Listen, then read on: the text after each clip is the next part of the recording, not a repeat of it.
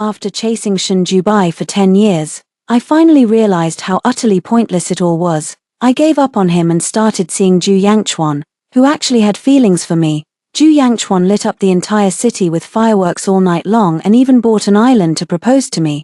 But on the eve of our wedding, he vanished without a trace. When I found him, I overheard him sneering to someone. I only pursued Xu Qinghan to spite Shinjubai, but once I won her over, it just felt dull. Still, I couldn't just let it go, so I stood her up at the altar to humiliate her. Pretty entertaining, don't you think? So I beat him to it and left him at the altar, making him the laughingstock of the whole city. Rumor has it that the proud young master of the Ju family scoured the entire capital, yet never found his missing bride. 1 month before our wedding, Ju Yangchuan vanished. I searched the entire city but couldn't find him anywhere. On the 7th day of his disappearance, I got word that he'd been spotted in Shanghai. I caught the first flight out that very night. I finally saw him on board a ship. Just as I was about to knock and enter, I heard his scornful laugh. I only pursued Xu Qinghan to spite Shinjubai, but now that I've won her over, it just feels dull. I froze in my tracks. He didn't seem drunk at all. In fact, he was quite sober. So, some really harsh words came out of his mouth, and after tasting what she had to offer, I found it rather dull. The suggestive laughter rippled through the crowd. Only Master Ju could conquer the unattainable flower. Ju Yangchuan seemed to relish the flattery and continued, "Don't be fooled by how desperately she chased after Shinjubai before. She's actually incredibly naive. What a shame. What's the shame in that?" Ju Yangchuan slowly exhaled a plume of smoke. "The shame is, while I was her first man, I wasn't the first man she ever loved. She's been hung up on Shinjubai for 10 years. Who knows if she's truly cleared her heart of him. If it weren't for my rivalry with Shinjubai and the idea of pursuing Xu Qinghan just to annoy him, I wouldn't have put on this whole act of being the devoted guy silently watching over her." Someone teased, "You've been with her for 3 years now, Master Ju. Why the sudden lament?" Ju Yangchuan looked irritated and said coldly, "It's precisely because I chased her for so long that I feel so resentful." Another voice from the crowd chimed in, "I heard she's been searching everywhere for you, practically going crazy. You've been gone for days, are you sure you're all right?" Ju Yangchuan took a drag from his cigarette, exhaled a plume of smoke and sneered, "Making her lose face by ditching the wedding, isn't that hilarious?" I couldn't detect a shred of remorse, tenderness, or love in his expression. It was the look of someone who'd finally gotten their long-awaited revenge. It was the satisfaction of a moment he'd been waiting for his whole life. Fingernails dug into my palms, and my heart ached as if pierced by needles, so painful it stole my breath.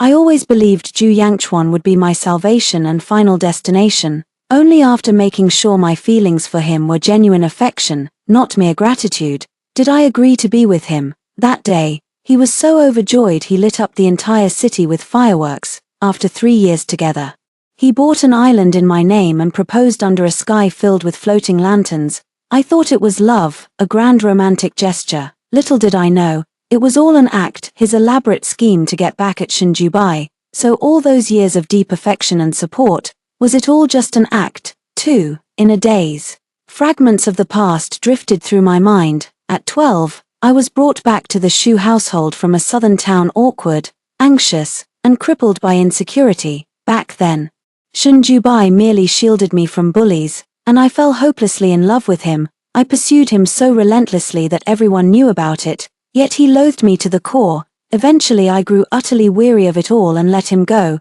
That's when I noticed Ju Yangchuan, who'd been quietly watching over me all along. He held an umbrella over me the entire night as the rain poured down. He said, "Xu Qinghan, I don't ask for you to see me, I only wish for you to live freely and follow your heart from now on." How ridiculous. I swept my heart clean, ready to welcome Ju Yangchuan's arrival. I was gradually falling deeper into his tenderness. Just as I began to dream of a sweet future with him, little did I know, I had handed him the knife to carve up my heart, piece by piece, cut by excruciating cut, drenched in blood. A sharp sting shot up my nose, and my eyes burned with unbearable pain. A tear escaped, quickly wiped away before it could betray me. The voices inside continued, all offering him advice. To get back at a woman, the best way is to let her plummet from the peak of happiness into the abyss. Wouldn't that be more satisfying? Exactly. So, young Master Ju, You should go back. Go back and accompany her to pick out a wedding dress. Help her deliver the invitations, act completely natural. Then, on the wedding day, leave her alone and humiliated. I bet Xu Qinghan would lose her mind. It was all disgusting laughter. I fought back the urge to vomit as I waited for Zhu Yanchuan's reply. How I wished to hear him say, "Stop joking around, I'm in love with Xu Qinghan," or at least, "This is going too far for a girl." But after a long silence, what I heard was Zhu Yangchuan responding in a steady voice, "That's not a bad idea, let's do it. Boundless rage is suffocating me." I forced a bleak smile, yet tears streamed down uncontrollably. "Zhu Yangchuan, you want to play games? Is that it? Then I'll play along with your charade. I'm dying to see the look on your face when you realize I've jilted you at the altar." 3. I erased all traces of my trip to Shanghai and returned to the marital home I shared with Zhu Yangchuan. I took out all the gifts he'd given me over the years and systematically cut each one to pieces. How strange, I wasn't even thinking about anything. So why were there still so many tears streaming down? I once heard someone say, "Heartbreak is like a bout of rheumatism. During the day, when it's clear and bright, you hardly notice it, but at night, when the dampness seeps into your bones, the pain becomes unbearable." Maybe it's just my withdrawal symptoms talking. I stood up and spread the custom-made wedding dress flat on the floor. With an expressionless face, I sliced a jagged tear with the scissors. I need to remind myself, relationships are the same once a crack appears. No amount of mending can restore them to their original state. After tidying everything up, I placed these items in the study, a room Zhu Yangchuan seldom entered. Lying in bed wide awake, I stumbled upon her from someone I might know while scrolling through short videos. The account name was the Me Who Loves A Yang, almost as if possessed. I tapped on it, a girl's record of her secret crush on a guy. Her latest post shows her location as Shanghai. Caption: "The man I've liked for 10 years is getting married next month. I want to gather the courage to confess my feelings. Wish me luck." In the photo she posted, I spotted a familiar hand. A wedding band still graced her ring finger. It was Zhu Yangchuan. 4. Instead of hearing from Zhu Yangchuan, I got a call from Shenju Bai. Guess who I ran into in Shanghai? Shenju Bai. "I don't care, stop calling me from different numbers." Just as I was about to hang up, I heard the smugness simmering beneath his voice. "Xu Qinghan, why can't you see the obvious? Zhu Yangchuan has been gone for so long because he doesn't want to marry you. He's bothered that you pursued me. He only got close to you to get back at me. He's not someone you can count on. What are you trying to say?" I was starting to lose my patience. "Xu Qinghan, at least you're the only girl who's had feelings for me for 10 years. I sat up and raised my voice. "Shenju Bai, you're doing this on purpose, aren't you? After 5 years, you're still so eager to drive a wedge between him and me. But let me make this clear, no matter what happens, this is my choice to make. I knew the risks when I placed my bet, and I won't look back." Shenju Bai paused briefly before deflecting the question. "I sent you something. You'll find it interesting." After hanging up, I received a video. In the dim light, a girl stood face to face with Zhu Yangchuan. He blew a smoke ring, his expression as nonchalant as ever. Amid the teasing cheers, the girl stood on her toes and pressed her lips to his, and he didn't pull away. The video ends here. I opened the girl's social media account. She had just posted an update. "What do you mean this isn't success?" The post featured a photo of 2 people kissing. I felt so sick I thought I might vomit. Rushing to the bathroom where I knelt over the toilet retching for what felt like ages, it just hit me that I haven't eaten all day. What could my stomach possibly throw up? My stomach was cramping so badly I couldn't stop trembling. I dragged myself to bed despite the pain and curled into a tight ball. Suddenly I remembered that night right after Zhu Yangchuan and I got together, when I insisted on stargazing from the mountain peak in the dead of night, without a single question. He indulged my little whim and drove me all the way up to the mountaintop through the night. The midnight air was cool. He held me gently, his warmth seeping into me, then leaned down and whispered cautiously, "The moonlight is so beautiful. Xu Qinghan, may I kiss you? There's no going back now." Drifting in and out of sleep until midnight, I heard noises coming from the living room. Cold sweat broke out all over me, and I was too weak to get up. The next second, the bedroom light flicked on. The harsh glare made it impossible to keep my eyes open. I heard Zhu Yanchuan's anxious voice. "Ching Ching, what's wrong?" 5. I woke up in the hospital at 7 a.m. Ju Yangchuan was holding my hand, looking exhausted as if he'd stayed up all night watching over me. He stood up to pour me some water. Is this how you treat yourself when I'm not around? With your stomach condition, are you trying to kill yourself? He confronted me. Look how ridiculous this is, all week while searching for him. I couldn't eat or sleep and lost 5 pounds. I kept wondering if Ju Yangchuan had crossed someone in business and gotten kidnapped. I was terrified every night, lying awake with tears soaking my pillow, yet he was perfectly content living it up elsewhere, even kissing some young woman, not talking. Ju Yangchuan's eyes twinkled with amusement as he pinched my cheek. You know I'm going to punish you, don't you? All right, get up and have something to eat.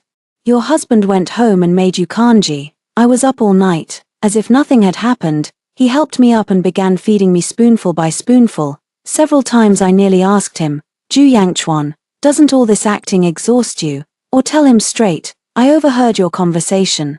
If you don't want to go through with the wedding, we can call it off right now. It's not like we've registered our marriage anyway. But I forced myself to swallow it down. I really want to know, after all these years of love, why would he treat me like this? Just because I once had feelings for someone else? Does that mean I don't deserve love? 6. Sweetheart, why are you crying? He put down the bowl and frantically wiped my tears. I'm sorry, darling, I was wrong. Okay, I lowered my gaze, slowly closed my eyes, and found myself in Ju Yangchuan's embrace. He gently stroked my back and began to explain. Sweetheart, I'm sorry for making you worry. I just got a little too excited. When I realized I was going to marry you, I couldn't believe it at first. I was afraid it was a dream, so I wanted to snap myself out of it. I'm sorry for not telling you in advance. Will you forgive me? Lying. We're getting married in 20 days. I'll stay home and spend this time with you, making you my most beautiful bride. How does that sound? But Ju Yangchuan, we have no future together. He wiped the tears from my cheeks with his thumb. When those peach blossom eyes fix on you, they make you feel like he's utterly devoted. I'm stepping out for a smoke. We'll check out in a bit. Ju Yangchuan probably trusts me too much. Or maybe he's not worried I'll overthink it after all. He's just following through on what his buddy said, putting on an act of affection. So I picked up his phone, which kept lighting up with notifications. The passcode was my birthday. I'd always known, but never actually checked. When I unlocked it, there were numerous messages from a contact named Peach Blossom. It was added yesterday. Brother Ian, you're back so late. You should head home and get some rest soon. I heard you're getting married. Brother Ian, could you send me an invitation? I'd love to share in your joy. I noticed you were holding your stomach after we got off the plane. Are you feeling unwell? I stayed up all night to make you millet kanji. It's great for your stomach. You'd better praise me for being so awesome.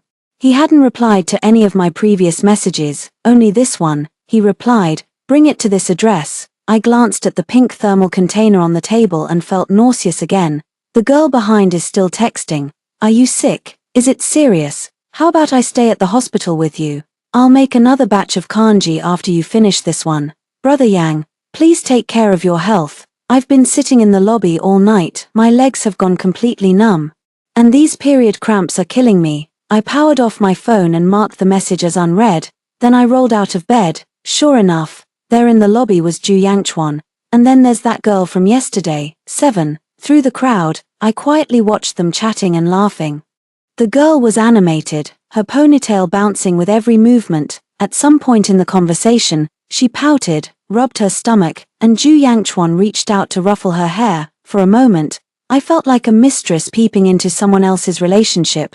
From last night's kiss to today's hair tousling. Seems like Ju Yangchuan really likes her. Makes sense. Who wouldn't appreciate someone who quietly cares for them without expecting anything in return?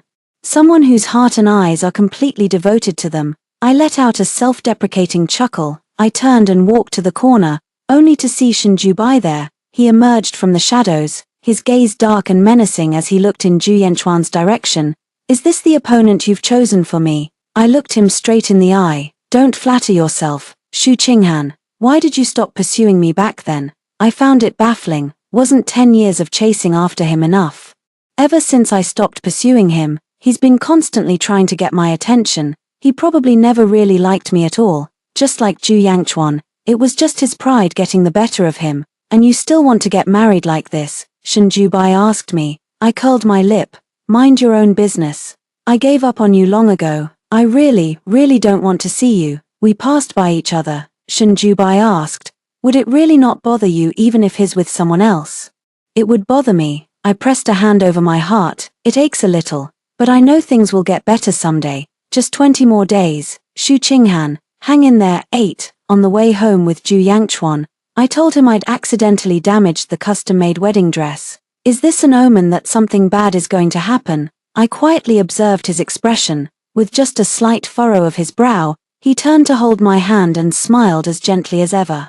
Shall we go look at wedding dresses again tomorrow? That dress took 6 months to custom make. It was designed by my favorite designer and is truly one of a kind. It was only delivered a week ago. It looked beautiful on me. But Zhu Yangchuan happened to be missing and never saw me wear it. I don't want it anymore. Any regrets? I have no regrets. Zhu Yangchuan, you want to play games? This is just the beginning. 9. The next day we went wedding dress shopping again.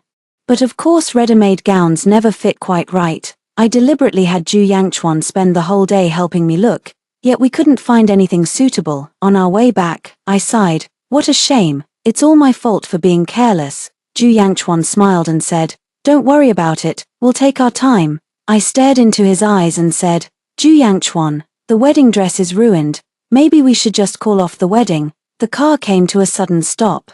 And I was thrown forward by the momentum. I bumped into Zhu Yangchuan's hand. He had shielded me. Are you okay? He asked. I shook my head. I pretended to ask, What's wrong? I was just joking. He gripped my hand tightly and pulled me into an embrace. Darling, I can't take a joke like that. Do you have any idea how long I've been waiting for this day? Is that so? But Zhu Yangchuan, wasn't this all planned by you? You accompanied me to choose a wedding dress, helped me with the invitations, created beautiful memories with me only to stab me in the back. I was just giving you the opportunity you wanted. What are you afraid of? That evening when we got back, the moment the door closed and before I could even take off my shoes, Zhu Yangchuan pinned me against the entryway cabinet. His scorching body pressed tightly against mine as a torrent of kisses rained down. He was desperate to vent his emotions. I dodged away, gently pushing him back. Zhu Yangchuan, I'm not feeling well. I don't want to do this. My mood-killing words hit him right in the middle of the moment, and his body went rigid. It was as if he was searching for something in my expression. After a long pause, he sighed and pulled me into an embrace, his hand gently massaging my stomach. Is your stomach still hurting? I neither nodded nor shook my head. He kissed my hair and said, Have a seat. I'll take a quick shower and then make you something to eat. My phone kept blinking nearby. I unlocked it and saw the message from that girl. Brother Ian, I still haven't received my invitation **, acts cute **. By the way, Aunt Ju asked me to stop by your company tomorrow. My resume got accepted. I'm so awesome. Hope everything goes well so I can see you every day. I could even bring you lunch, homemade by me. I gently put it back. Then I opened my wedding preparation journal, wrote, 19 days to the wedding, went dress shopping with Yang today. What a shame, nothing fit properly. Probably because I've lost too much weight recently worrying about him. But it's okay, just thinking about becoming his bride makes me so happy. He must feel the same way, right? Scrolling up, I added notes about the little things that happened during this period. 30 days to the wedding, Yang has disappeared. I can't find him anywhere. I spent the night crying while watching our wedding venue plans on my tablet over and over. My eyes are all swollen. 20 days until the wedding, and Yang is back. I'm so weak. Did I push him too hard and give him cold feet? It's my fault. I shouldn't have been like that. I just love him too much. These will be the most heart-wrenching gifts I'll ever give him. 10. In the end, Zhu Yangchuan picked the wedding dress. He said we'll make do with this one for now, since he's already commissioned a master designer to create a new custom gown at great expense for our wedding on the island. Oh, and that island, Zhu Yangchuan bought it when he proposed to me. And he named it after me. How ironic. He was the one who said his dream finally came true when proposing. Now he's the same person wanting to bolt last minute and humiliate me before our wedding. Zhu Yangchuan, tell me, is it really this hard to find genuine love in this world? I saw that girl's update again. Work crisis averted. Brother Yang is keeping me by his side, getting closer to my crush. Hehe. The accompanying image is a candid shot of Zhu Yangchuan during a meeting.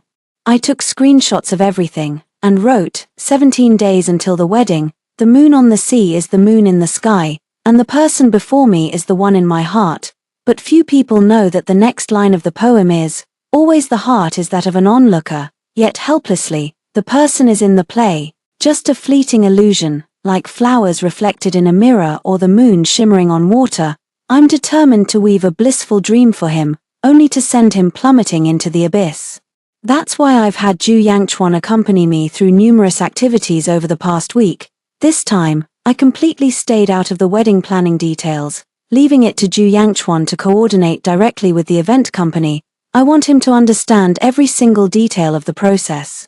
Even the smallest bouquet of flowers, he should know exactly where it came from. I made sure he knows every step of the procedure, down to what needs to be done each minute, even better than I do. He hugged me and whined, "Darling, marrying you is such a massive project." I laughed and said, "Ju Yangchuan, with such a massive project and all the effort we've put in, you wouldn't actually run away on our wedding day, would you?" He fell silent for a moment, saying nothing. After a long pause, he held me tight and said, "Darling, how could I ever run away? I'm absolutely crazy about you." And yet, the man who claimed to be crazy about me still sent this message in his buddies' group chat. Planning a wedding is such a hassle. That's what makes ditching it so satisfying, don't you think? Left a complete mess behind, brought shame upon everyone close to him. This was the revenge Ju Yangchuan had been after. Without a word, I pulled him over to write the invitations. The invitations had actually been sent out long ago, but I suggested sending them again to our closest friends. He personally put pen to paper, and I poured my heart into the casting. I asked him to write, "Hope greets the sunrise, thoughts accompany the sunset, and every encounter is sweet." I said to him with a smile, "This is the life I've always wanted." He didn't respond to me, because I saw him texting that girl, "I'll give you the invitation tomorrow." The girl sent back a happy emoji.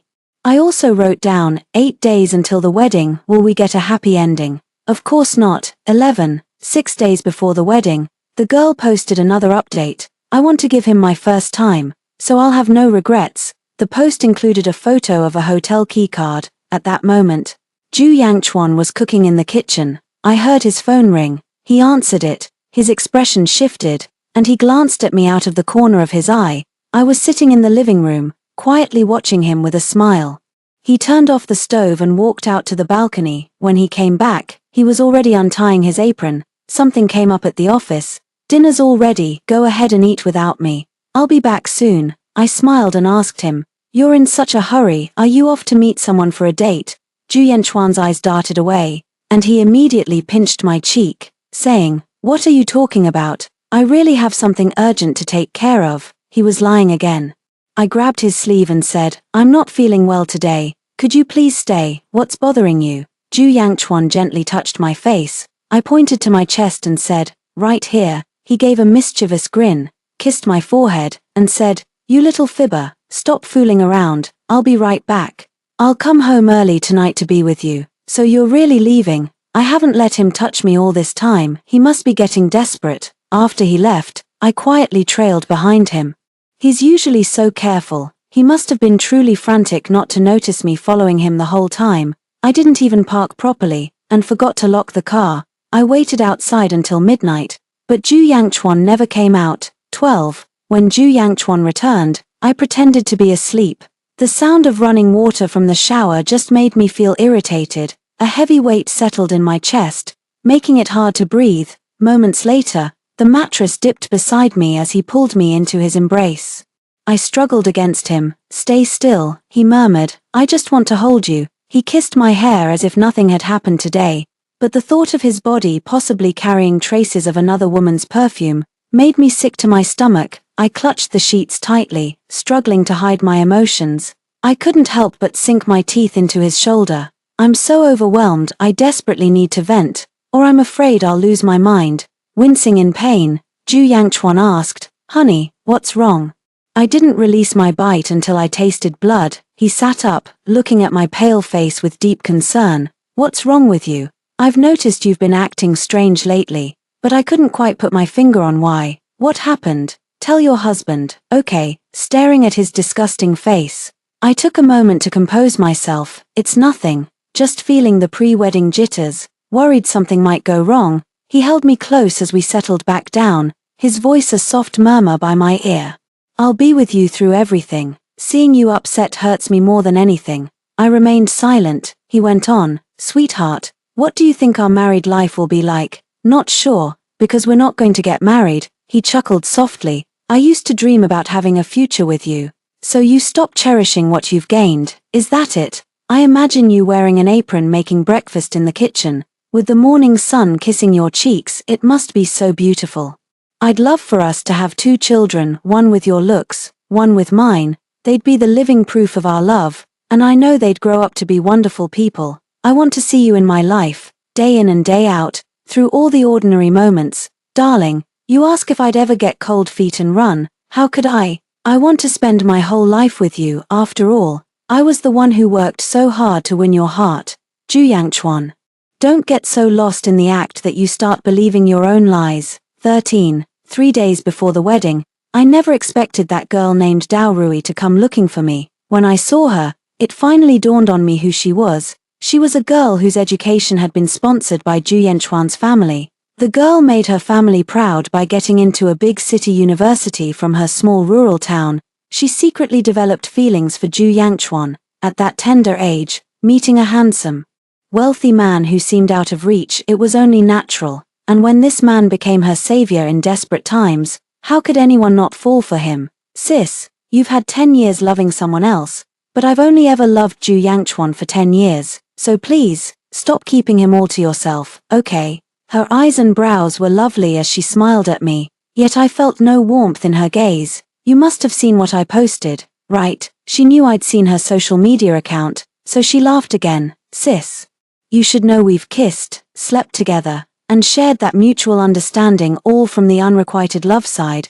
Brother Yang and I are a better match. Don't you think? It felt like a heavy stone was weighing on my chest, making it hard to breathe, but she was utterly provocative. When women marry, they always choose someone who likes them more than they like him. Do you really think he believes you could love someone else for 10 years, then just easily fall for him? You've only been together for barely 5 years. Ju Yangchuan even told her about these things. Yes, after I stopped pursuing Shinju Bai, I spent 2 years getting to know Ju Yangchuan as a friend. It was only after confirming my feelings that we started dating 3 years ago. I lowered my gaze and smiled faintly. If you were so confident he'd end up with you, you wouldn't have come to me in the first place. Dao Rui's face paled as she fired back. It's only a matter of time, isn't it? Just like you chose the one you secretly loved. What goes around comes around. He'll eventually notice someone like me who's been quietly loving him all along, because he'll see his past self in me. He'll feel sympathy and pity as long as he shows any curiosity about me.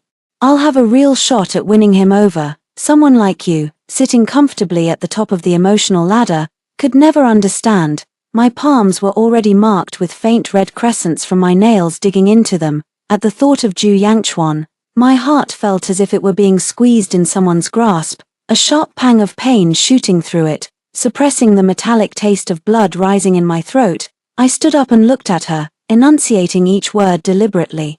Don't rush, little sister. What you can't have always stirs restlessness. You should really cherish your position as a secret admirer, because once you move up, the idealized lover becomes ordinary, and the object of longing turns into a nuisance. 14. I leaned against the car, taking deep breaths, but still couldn't shake off the heavy gloom weighing on my heart. The dull ache in my chest sharpened into a twisting knife, the pain so intense my hands trembled slightly. I pressed a hand to my chest, fighting back the sting of tears. No, Shu Qinghan, not now. Ju Yangchuan already feels guilty toward me. It's almost over. During this time, I've taken him to all the places marking our countless firsts to take photos. I gave him a task to compile them into an album representing the journey we've shared.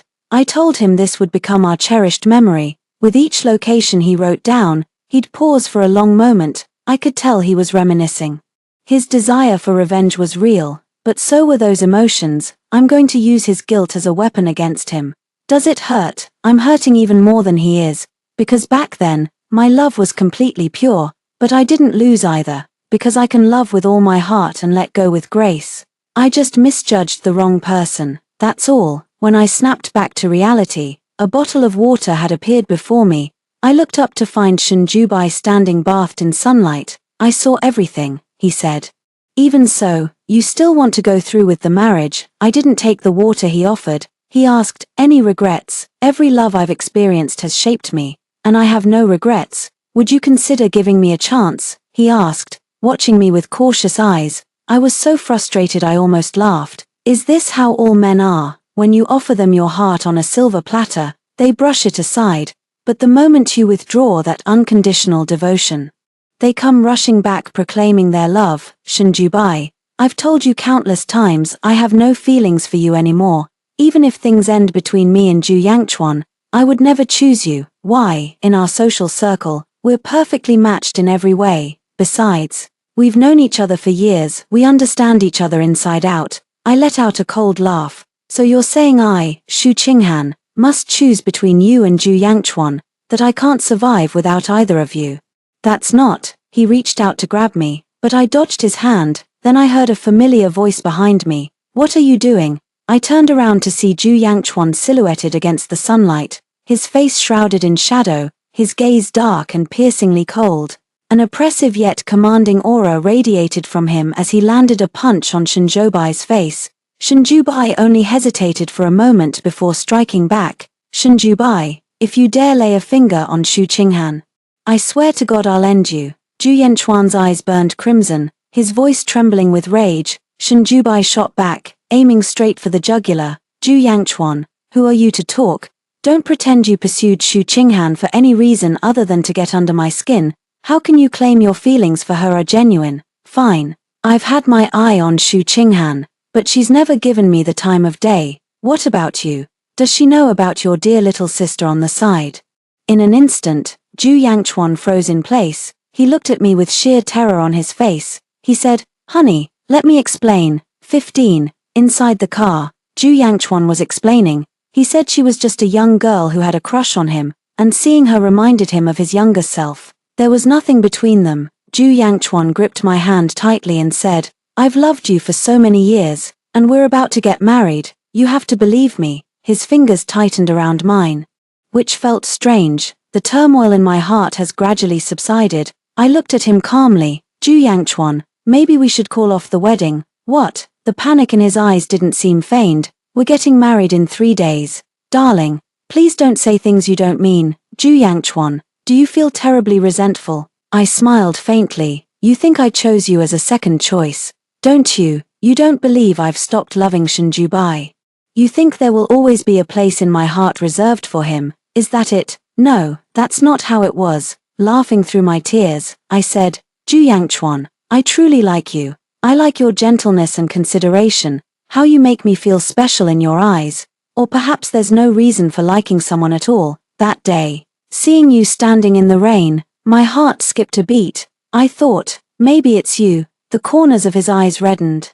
His voice trembled as he reached out with shaking hands to wipe my tears. I know, please stop. It feels like you're breaking up with me. Don't leave me behind, I beg you. Ju Yangchuan, do you love me? He answered almost without hesitation.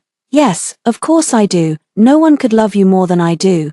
But you're also the one who hurt me. I sniffled. All right then, I'll trust you this once. After all, it's not time yet. 16, 2 days before the wedding.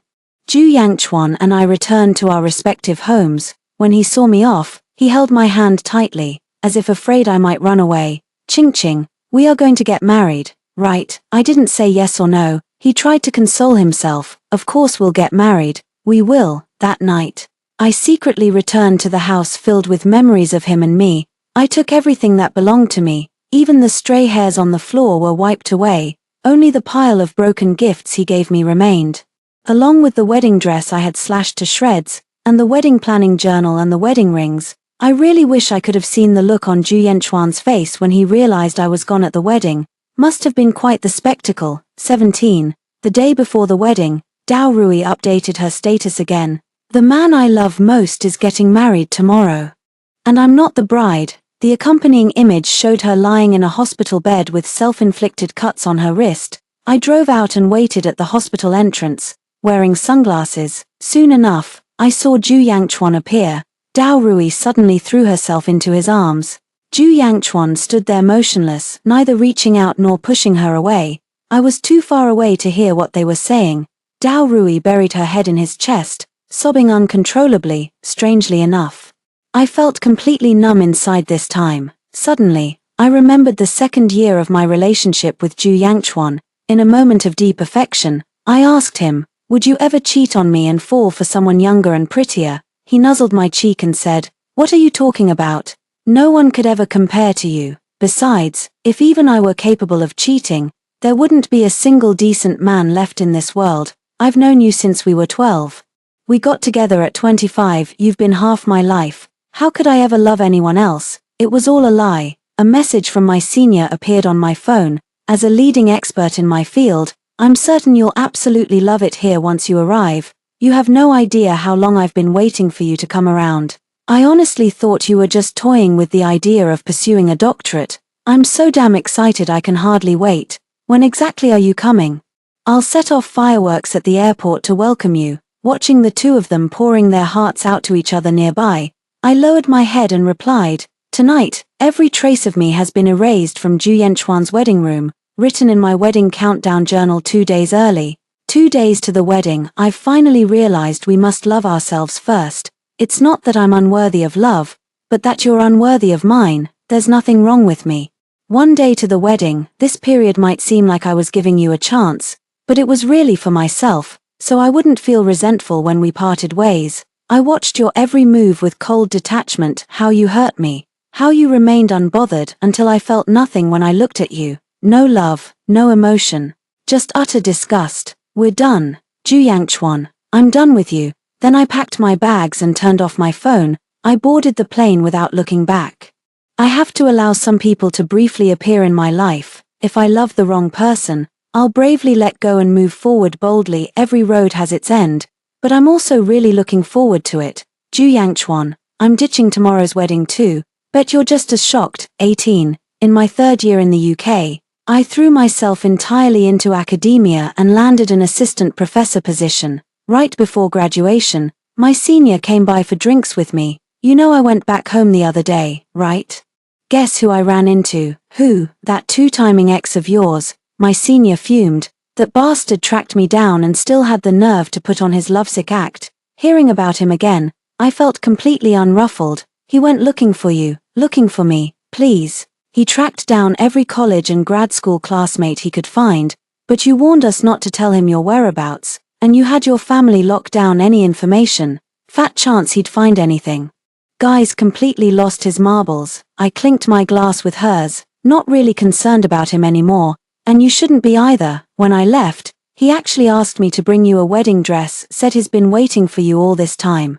Seriously, who asked him to wait? I shrugged. It's all in the past anyway. I won't feel resentful just because the ending didn't live up to the journey. No wound is beyond healing. No despair is without end. Over the years, I've long since made peace with it, but they still slipped this into my backpack without telling me. How sneaky. I took it from them. It was that handmade photo album I'd asked them to create. It was filled with photos of us together, tracing our journey from awkward acquaintances to growing affection. It documented every moment since we fell in love. On the final page, his bold handwriting declared, "Shu Qinghan, I love you." My senior noticed it too, shooting me a panicked glance. "Hey, don't tell me you're actually touched by this." I closed the photo album and threw it in the trash. How could I? If anything, being moved would just make all my efforts feel like a joke. My senior let out a sigh of relief.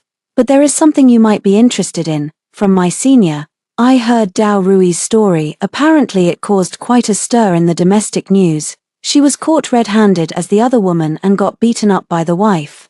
Then she tried to use a live stream to clean up her image, but it backfired, and more dirt was dug up on her.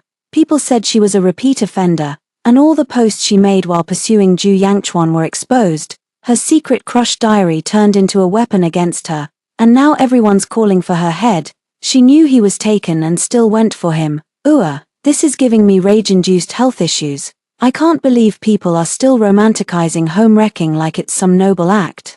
Confessing right before his wedding and offering her virginity. This girl's delusional. If I were the male lead's fiancé, I'd have slapped her right then and there. She's shameless, but he's no saint either. if he had any boundaries, she wouldn't have put on this whole show. So everyone was waiting to see how this relationship would end, and an insider revealed that the bride had run away on their wedding day. The grooms searched the entire city but couldn't find his missing bride.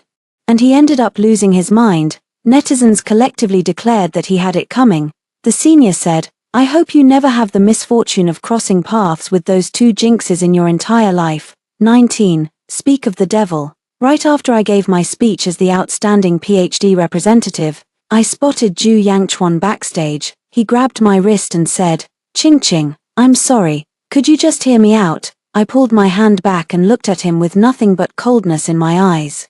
"Does it even matter?" His face was ashen, voice choked with emotion as he struggled to speak. "Shu Qinghan, you can't do this to me. Even criminals get a chance to present their defense. You can't just sentence me to death without a hearing." I gazed calmly at the face I once loved. "Some endings are inevitable. Your apology won't make me say it's okay, and your explanation won't earn my forgiveness." He refused to give up. "Is there really no chance for me to make things right? What's the point? The moment you claimed you only pursued me to spite Shinjubai, we lost any future we might have had." I thought for a moment before continuing. Maybe I went along with your act out of some similar desire for revenge, playing along as we created those so-called happy memories you mentioned. I endured all those days clinging to a sliver of hope for you.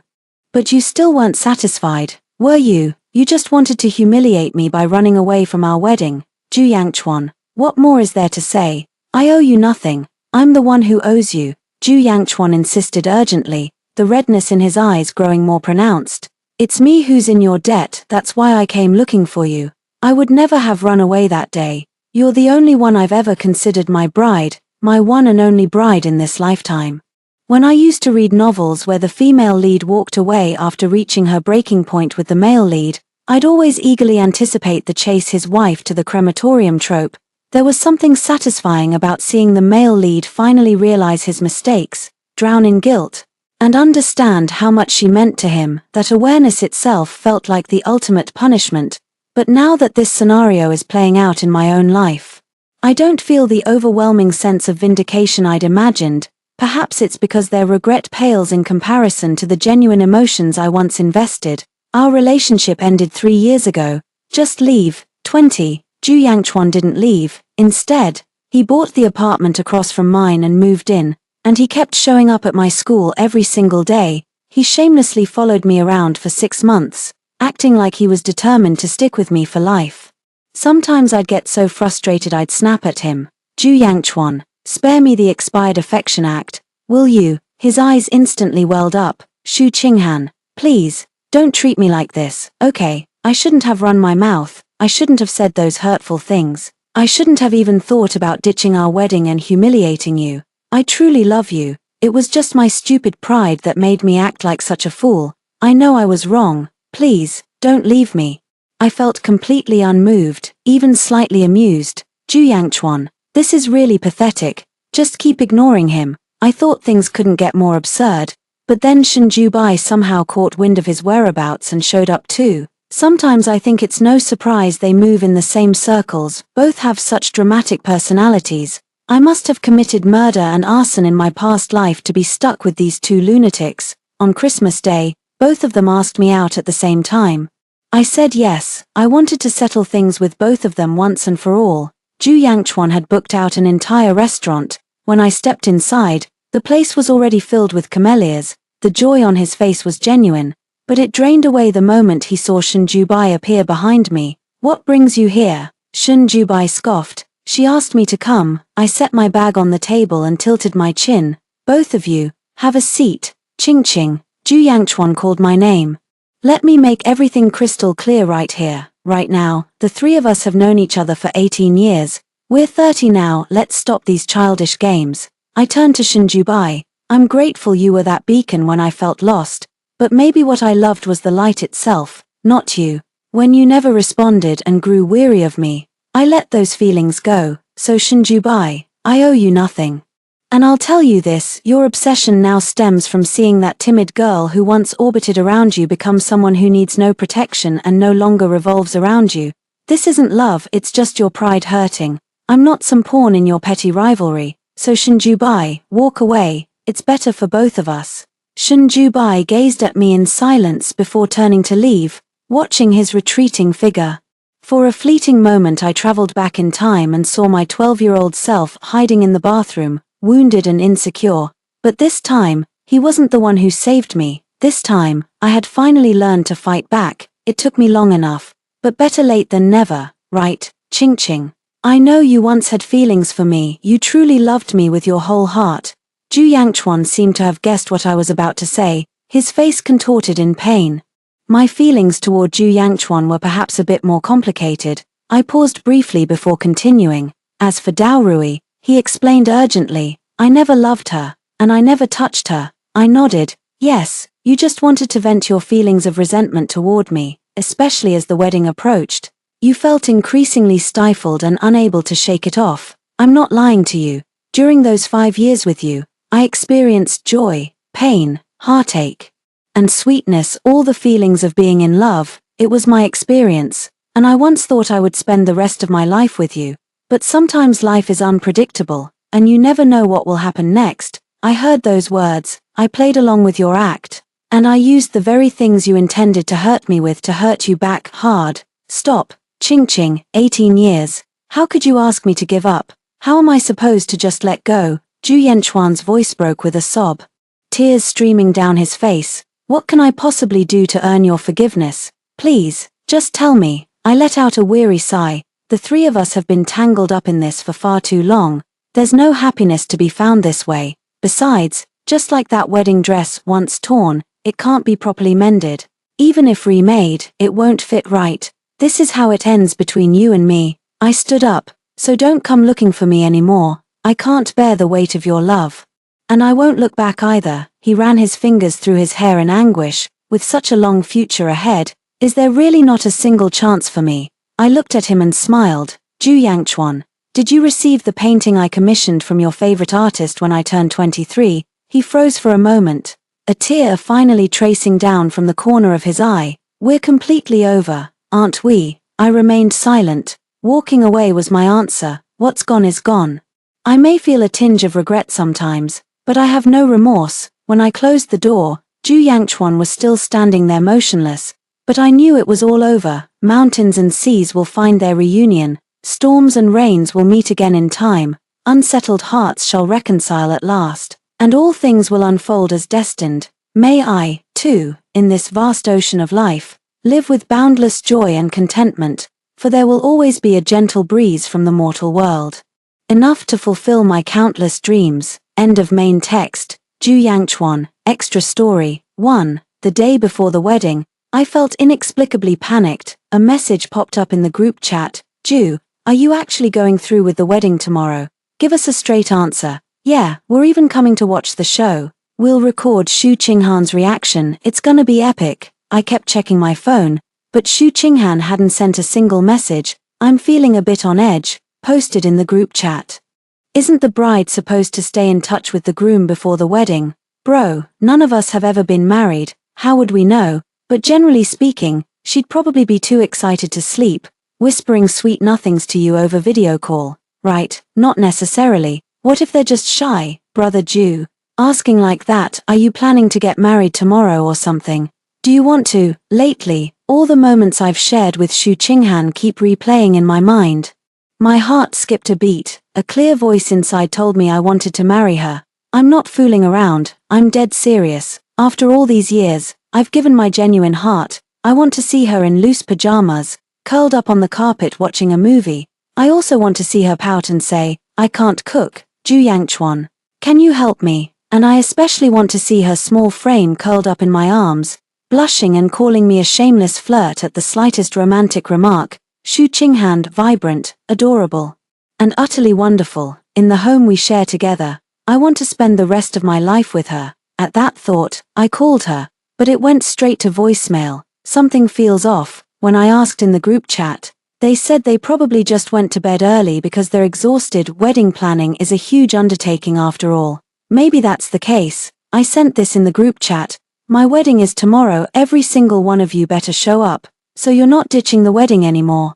Bro, come on, brother Zhu was just kidding. You think he'd actually call it off? who'd throw away their reputation like that. I turned off my phone, imagining how stunning Xu Qinghan would look in her wedding dress. It's just a shame that custom-made gown got ruined, but it's fine. She'd be the most beautiful bride no matter what she wears. I thought to myself, Zhu Yangchuan, it's time to let go of those lingering thoughts and regrets, and build a life with her, too.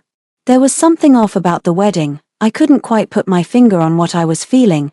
The ceremony was proceeding exactly as planned, with the host on stage, but my mind was elsewhere. I couldn't spot Xu Qinghan anywhere. My heart was racing with this overwhelming sense that something momentous was about to happen. When the host said, "Let's hear what the groom has to say," I snapped back to reality that wasn't in the script. But the surround sound system at the venue had already started playing. I nearly lost my balance, trembling uncontrollably. It was what I'd said that day on the cruise ship. I only pursued Xu Qinghan to spite Shinju Bai. Once I actually got her, it just felt underwhelming. But I couldn't just accept that, so I thought, why not humiliate her by ditching the wedding? Sounds like fun, right? The room erupted in an uproar. Then, videos started flashing across the big screen. That girl tried to kiss me. I dodged it, but they managed to catch it on camera, the hotel room number she posted on social media, and there I was, caught on camera walking in. When she threatened suicide, I just told her not to do anything stupid. I offered some comfort, worried she might not let it go. Kindred spirits in hardship. I understand the ache of quietly loving someone. Then there's that photo of her hugging me, crying outside the hospital the moment she decided to let me go. I couldn't bring myself to push her away. Nothing actually happened between us. Yet somehow, my heart feels like it's shattering into a million pieces right now. Xu Qinghan knew. So she knew all along. She knew I didn't want to get married anymore, yet she kept playing along with me, unwilling to give up hope. Suddenly, all those memories we shared came flooding back to me. She gave me so many chances, and finally, when the disappointment had piled up enough, she left. Zhu Yangchuan. You're the one who let her down. You're absolutely despicable. 3. I got into a fight with Shinju Bai. You're a damn monster, he yelled, punching me square in the face. I had my own emotions to vent, and I threw a punch back fiercely. And what the hell are you? Some kind of saint? Shinju Bai sneered. Yeah, I'm no saint either. I still have feelings for her. I'm the one who missed out on 10 years with a great girl, and I regret it. What of it, Zhu Yangchuan? Do you have any idea how much I envied you back then? I never had her. I hurt her. And I thought you were different, but you turned out to be such a damn scumbag. She was with you for 3 years. Not 3 days, and this is how you treat her. I slumped to the ground in despair, unable to fathom what she must have felt upon hearing those words from me. Her heart must have turned to ice, prompting her to vanish from our wedding without a trace. Not a single word of explanation did she leave me. Yet as I stumbled away from the ceremony in a daze, I received a gift custom-made 3 years prior, painted by my favorite artist. In the painting, a hush falls over the scene. A slender girl crouches on the ground, her eyes brimming with tears as she looks up at a boy holding an umbrella. That was us at 23. Xu Qinghan, at 25, commissioned this painting on the day we made our relationship official. After 3 long years, it finally reached my hands. The card read, "This is a gift from 25-year-old Xu Qinghan to the future Zhu Yangchuan." Perhaps in that moment, I heard the sound of my heart skipping a beat. Holding the painting, I broke down in tears. Would the 23-year-old Zhu Yangchuan want to kill his 28-year-old self? 4. I've become the laughingstock of the entire capital. They say my bride ran away from our wedding in front of everyone, leaving 2 men fighting over her, both of them complete scoundrels. They say a bastard like me should never have gotten involved with her in the first place. I shut out everything else, consumed by this desperate need to see her again. I scoured the entire capital, but there was no trace of her anywhere. Finally, I understood the depth of despair she must have felt when I went missing and she was searching for me. It was as if she had deliberately erased all traces of herself. No one knows where she went. I had people look into it, but all I got was this reply, "Mr. Zhu, please don't make this difficult for me." Right, the moment she heard what I said, she had already started making her exit. How could she possibly let me find her? This is entirely my fault. True departure isn't a dramatic scene, but a quiet fading away. Xu Qinghan has truly given up on me. When this realization hit, the ache in my heart was eating me alive. I returned to our marital home. Every trace of her presence has been erased. She did it on purpose. Deliberately leaving me nothing to hold on to, she severed herself from my life with brutal finality. She's absolutely ruthless. I turned every room upside down, finally found what she left behind in the study. Those were all gifts I gave her, completely shattered. She's trying to draw a line between us this way, making it clear she's disgusted by the gifts I gave her. And that wedding dress we had custom made in Italy, there's a long scratch. It runs from the waist all the way down to the hem. I remember 6 months ago when we went to place the custom order, she was so overjoyed she practically danced on the spot, saying she'd finally gotten an appointment with this designer. She said that on our wedding day, she wanted to be the most beautiful bride I could ever imagine. Back then, her eyes sparkled with starlight. But I, for the sake of so-called pride, all for the sake of some misguided resentment and revenge, I ended up hurting the one I loved, trampling on her genuine feelings. Deep down I've always known Xu Qinghan's love for me was real, passionate, and meant to last. Countless nights we clung to each other in desperate passion, whispering sweet promises of forever.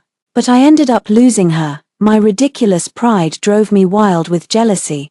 Just because she had loved someone before me, I forgot about the beautiful memories we once shared. Those wedding preparation diaries were proof of her love for me, but now they feel like daggers piercing my heart.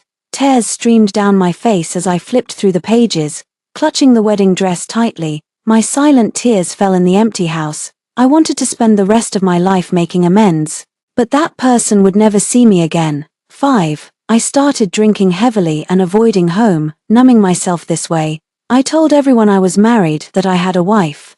A real beauty I'd loved for over a decade before finally winning her heart. I often find myself laughing and crying while scrolling through our chat history on my phone. Everyone says I've lost my mind. I haven't gone crazy, I just miss her terribly. Dao Rui came to see me again. If I don't see her, she won't give up. She finally seized the chance to corner me at the bar. Brother Yang, what are you doing? What am I doing? I'm drinking. Ever since Xu Qinghan left, I've lost all interest in everything. I can't bring myself to go back to that home. It's filled with memories of her, yet completely devoid of her presence. The only way to release these pent-up emotions is through drinking and letting loose. Dao Rui, get lost, will you? She came up and hugged me. She's so old and has wasted so much of your time. Why won't you look at me? I'm young, and the most important thing is that I love you. I've thrown caution to the wind and loved you for 10 years. You're the only one in my eyes and heart. I'm so much purer than she is. Clean. I shoved her away roughly, yet my eyes stung with unshed tears. I haven't had a proper night's sleep. Every time I close my eyes, Xu Qinghan's face haunts me. I thought getting revenge would bring me satisfaction, but instead, I'm left with a heartache so sharp I can barely breathe. 16 years have passed since we met at 12, and now we're 28. I can't believe I lost her. I'm filled with so much regret. I truly regret it so deeply. Without any warning, I covered my face and broke down sobbing. Dao Rui tried to approach, but I looked up and glared coldly. Get lost, unless you want to vanish from the capital. Also, the Zhu family's financial support for you ends here. That night, I returned to the bridal suite I once shared with Xu Qinghan. Curled up on the study floor, I clung to the wedding dress, folding into myself. 3 years later, I finally heard she had completed her doctorate. I flew over without a second thought. I wanted to see her, to tell her I was sorry, but all I got from her was cold indifference. It seems she really doesn't love me anymore. I can't believe it. After all the years we loved each other, how can she just stop loving me like that? So I stayed, hoping to win her back just like I did all those years ago. Persistence wears down resistance. If I humble myself, surely her soft heart will notice me, but she genuinely wants nothing to do with me. When Shenjubai showed up later, I'd already made peace with his presence. Looking back with the clarity of time, I realized how ridiculous my past jealousy had been. It's just that Xu Qinghan asked to meet and clear the air between us, 18 years of shared history, and she just cast it aside without a second thought. It finally dawned on me, both Shenjubai and I had lost. I was the one who fell for her first, the one who ended up with her, yet I was the one utterly defeated. And so the years stretched on, one after another. I fly to the UK many times each year, just to catch a distant glimpse of her. When I was 35, I saw her sitting on a park bench cradling a little pink bundle. Sunlight filtered through the clouds to kiss her profile, and the little girl had her exact eyes and brows. In the distance, a handsome, tall Chinese man bought her an ice cream and handed it to her. When she smiled, she was just as beautiful as ever. It just doesn't belong to me anymore, not anymore. When I turned my head, I saw Shinjubai standing behind me as well. He was just silently watching them too. After a long while, when the family of 3 had disappeared down the street, Shinjubai finally spoke. Shu Qinghan should never have met either of us. He glanced sideways. Zhu Yangchuan, when you envied me back then, did you ever imagine there'd come a day when I'd envy you? But in the end, neither of us held her hand tight enough. I let out a soft sigh. Shinjubai, we're both scoundrels, and scoundrels don't deserve love. For the rest of my life, I only wish her peace, joy, and well-being, a world without us. The end. Story 2. I worked as Miles's secretary for 7 years and was his secret lover for 9 years. Until one day when I woke up in his bed at the age of 29, he said to me, "Keep April free for my wedding." I froze on the spot, my eyes turning red. He chuckled, "You don't think I'm going to marry you, do you?" I asked him, "Then, what am I to you?" He pulled me into his arms and comforted me. "You know what kind of people the family are. If you married in, you'd surely be picked on and wronged. It's more comfortable to keep you outside, and it's also for your protection. Be good, it's just a business alliance. It won't affect us. I still love you the most." But at that very moment, I suddenly fell out of love. The alarm clock rang promptly at 7 in the morning. I closed my eyes and pushed the hot chest behind me. "Get up, Miles." The arm around my waist suddenly tightened, pinning me in his embrace. A scalding heat pushed in forcefully. My body still ached from the wildness of last night. I reminded him in a hoarse voice, "We'll be late." "Not this time." He lowered his head, kissed my neck, his voice husky. "I'll be quick." We had always been compatible in bed, and his needs had always been terrifyingly high. An hour later, I trembled as I tied his tie. He raised his hand, smoothed my messy hair, and said in a lazy, sated tone, still angry. I glared at him, my face still flushed. "My perfect attendance bonus is ruined, Miles." His fingers caressed the red marks on my collarbone. Drawing out the end of his words, "I'll pay you double, okay?" I slapped his hand away in annoyance. "We're really late." He was already in his 30s. I wondered where he got so much energy. I composed myself and reported today's itinerary to him. "The signing ceremony is at 10. You have a lunch appointment with President Lee at 12. There's a company's senior management meeting at 2 in the afternoon. A talk about the second phase construction cooperation with President Chen at 4.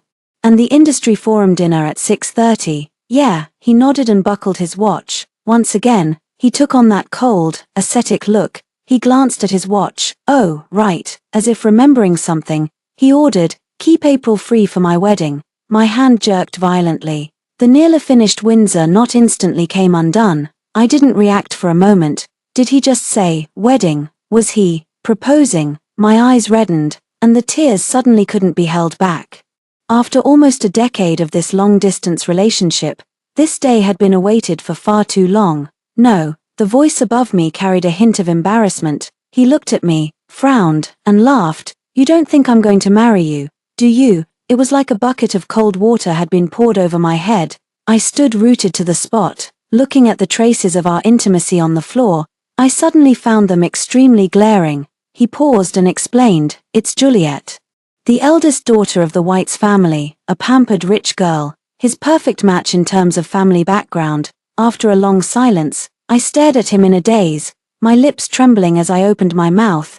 "Then, what about me?" He slightly turned his head, avoiding my gaze. "You know that Grandpa's health isn't good these days, and Norman is causing trouble. The company is about to go public. An alliance with the Whites family is the best choice." At this point, he paused and looked at me, with a bit more of a consoling look in his eyes. "Lynn, I'm doing this for our careers." How nice that sounded, our careers. By the way, Juliet is a bit spoiled. You should be more tolerant of her in the future. Don't take it to heart. With that, he stroked my head again. "Of course, I won't let you be wronged." I looked out of the window. The festive atmosphere of the new year, with all the decorations, mixed with the sunlight, shone through the French windows. It stung my eyes. I stared straight at him, my heart clenched. the pain making it hard to breathe. "So, you've never thought of marrying me, have you?" A hint of impatience flashed across his face. "Lynn, is that piece of paper really that important to you? You know what kind of people the family are. If you married in, you'd surely be picked on and wronged. It's more comfortable to keep you outside, and it's also for your protection." I smiled bitterly. So this was his so-called good intentions. His parents had always looked down on me, a small-town overachiever. No matter how outstanding I was in my career, in their eyes, I was just a gold digger who got ahead by relying on a man. I closed my eyes, and the tears still couldn't stop flowing. "Miles, what have I been to you all these years? Your lover? Or a caged canary?" He let out a helpless sigh and wiped the tears from the corners of my eyes. "What are you thinking? Have you ever seen anyone keep a lover for almost 10 years? He reached out and pulled me into his arms. "Be good, it's just a business alliance. I promise I won't touch her. I still love you the most. Over the years, my whole heart has been on you. Have I ever been unfaithful? Look at the people in this circle. Who else can do what I've done?" He was right. People in their circle, with access to top-notch resources, had affairs all the time. Husbands and wives played their own games, and lovers changed like running water. But Miles was different.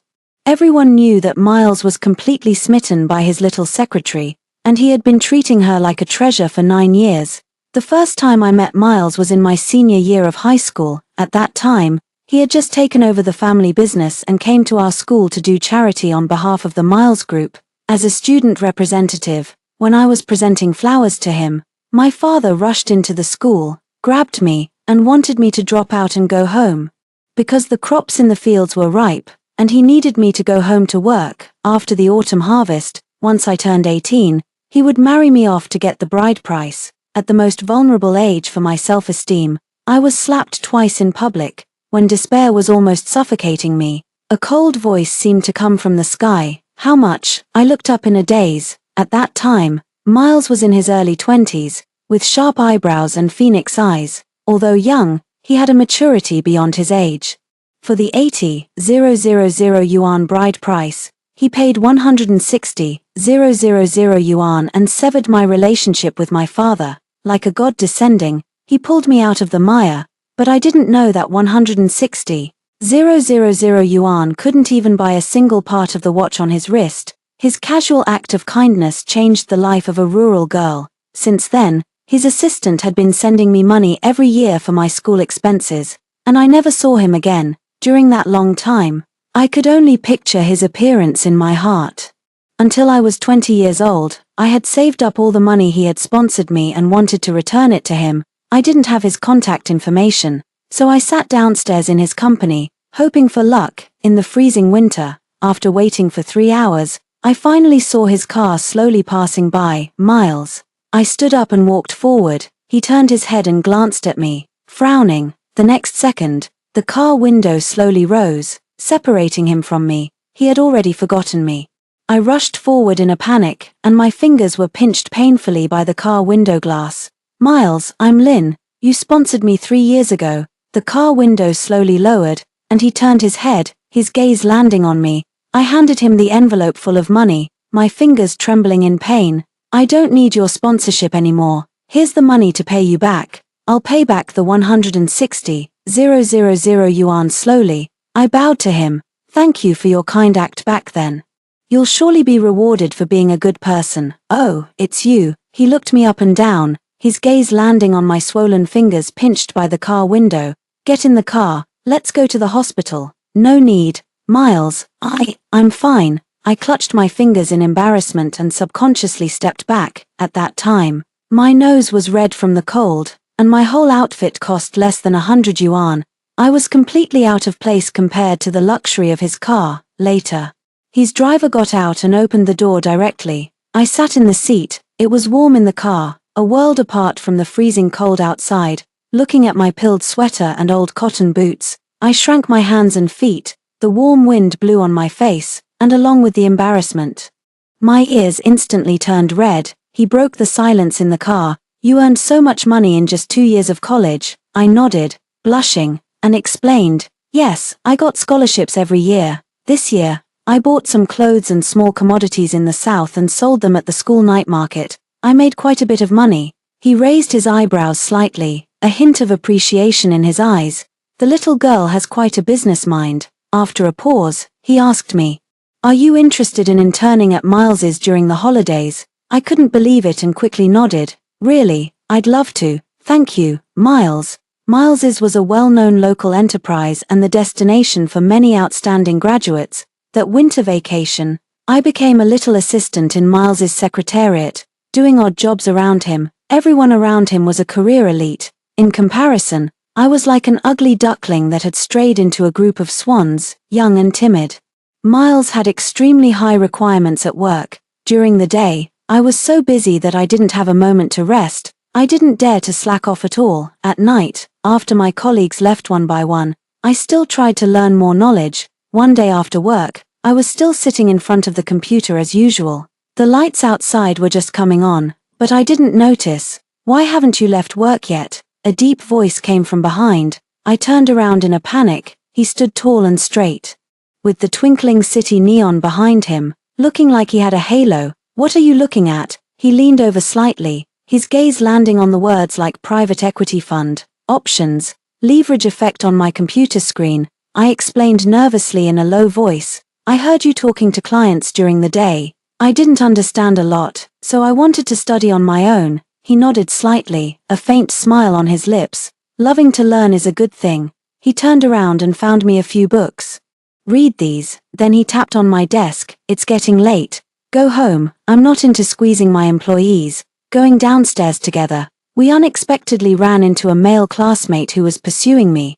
I had refused him many times, but he still kept pestering me and even chased me to the company. "Lynn, I've been waiting for you for a long time. Can we have dinner together?" I was both embarrassed and awkward. After dealing with this, I repeatedly assured Miles, he won't come to the company again. I promise it won't affect my work." I was afraid of leaving a bad impression on him because of this. He raised his eyebrows slightly, looking rather curious. "A suitor, sort of." I felt a bit embarrassed. He tilted his head slightly, looking at me. "Do you know the best way to reject someone?" I shook my head blankly as I looked at him. The corners of his mouth curled into a faint, mocking smile. "It's to tell the other person that you already have a boyfriend." "But I don't," I replied subconsciously. "What kind of boyfriend do you like?" He asked me. "I don't know." I twiddled my fingers nervously. He looked down, staring straight at me. "Is someone a few years older than you okay?" I avoided his gaze in a fluster. His eyes were burning with intensity as he asked me again. "Is someone like me okay? Handsome, wealthy, and successful?" For a young, inexperienced girl, each of these traits was extremely alluring, and perhaps, the moment I looked up at him at the age of 18, I had already fallen. I didn't understand why he would take a liking to me, an ordinary and dull girl with nothing. Maybe it was just on a whim, for something new. I never expected that I would accompany him from the age of 20, spending nearly a decade of my youth with him, only to end up with unrequited love. Maybe I should have foreseen this day from the moment I walked towards him. "Lynn, I hope you know your place." He once said this during an argument. At work, we were superiors and subordinates. Even if I was scolded to tears for making mistakes, I could only endure it. After work, he would hold me in his arms and comfort me. "You can't talk back to your boss, but you can to your boyfriend." This was the so-called place he referred to. Back then, I was greedy for his warmth and indulged in this contradictory and complicated relationship. Now, his fiancée said the same thing to me again. "Lynn, I hope you know your place." When Juliet showed up at the company, as expected, it caused quite a stir. In the past, to avoid suspicion at the company, Miles had never officially acknowledged our relationship, but those subconscious little gestures and the inadvertently intersecting gazes couldn't escape everyone's notice. It was laughable. I was the last one to know that Miles was getting married. I thought Lynn would finally get her happy ending. I never expected that Miles would decide to get married just like that, sleeping with the same woman for 9 years. Even if she were a celestial beauty, he'd probably be sick of her by now. Without comparison, there's no harm. Lynn is pretty, but compared to her, in terms of temperament, she's completely outclassed. That's right, she's a proper rich girl. That Hermes bag of hers. There are only 5 in the world. Vice President Lawrence, who had always been at odds with me, was whispering with a few employees. The volume was just right. reaching my ears clearly. Juliet sat on the sofa in the president's office, looking exquisite from head to toe. She wore a seemingly ordinary tweed suit that would look rustic if not worn properly, but on her, it was like it was custom-made, perfectly showing off her rich girl's elegance. She looked me up and down and let out a light laugh. I've known Miles for many years. He's just like this. He'll keep eating the same dish. Actually, it doesn't mean that dish is that good, it's just that he's used to it and too lazy to change. She tilted her chin slightly, looking down at me. Come to think of it, eating too much fast food isn't good for your health either. Don't you think so, Lynn? I stood there, my fingernails almost digging into my palms, my lips trembling, but I couldn't say a word. Miles has only had you by his side these years, so his private life is quite decent, if you behave yourself in the future. I won't bother you, but, she paused, her eyes landing on my face. She frowned and shook her head. Lynn is almost 30, right? I've never seen such an old mistress. No, I should call you the third one, right? How many more years do you think you can stay with Miles? When you lose your youth in a few years, will he still be interested in you? There's no shortage of young faces in this world. What ability does Lynn have to keep Miles and be his mistress for a lifetime? She narrowed her eyes slightly, enjoying my embarrassment, with a mocking smile on her lips. Being a secretary during the day and a mistress at night, Lynn is really capable. I forced back the soreness in my nose and said in a trembling voice, Juliet, my relationship with Miles isn't what you described. In these 9 years, except at the company, he never hid our relationship. He would take me to meet his friends, and they would call me sister-in-law. We lived together, just like an ordinary couple, running our little home. Juliet couldn't help but sneer. Lynn is so used to the good life that she's forgotten where she came from, a poor student, climbing all the way into her sponsor's bed by relying on her looks, using a man to cross the class divide. It goes without saying how much effort you've put into this. After being with a man for 9 years, has he ever given you a single promise? She pressed on, the sarcasm in her eyes growing stronger. Do you think just because you accompanied him to a few friends' gatherings and people called you sister-in-law, you're really Mrs. Miles? Stop dreaming. The family will never let a village girl into the house. His marriage to me is a match of family backgrounds, a union for family interests. What do you have? Men aren't stupid. Will he give up everything he's worked for half his life for you? She stared at my red-rimmed eyes, showing disgust. You don't need to go cry to Miles. His Miles group now needs the support of my pay family. It's his honor that I, Juliet, have taken a liking to him. Men are all pretty much the same. I chose Miles because he's good-looking and cleaner than other men. After a pause, she warned me coldly, regardless of what you were like before. From now on, keep a low profile in front of me. Facing such humiliation, I really wanted to refute her, but in her eyes, wasn't I just an unacknowledged secretary who got ahead by relying on Miles?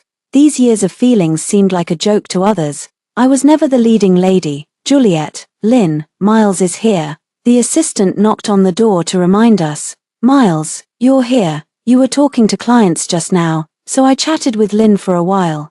Juliet called Miles sweetly and affectionately hooked her arm around his. He nodded slightly, his gaze lingering on me briefly before withdrawing. Juliet then said, I heard that Lynn graduated from a prestigious university and has worked at Miles's for 7 years. She's extremely excellent.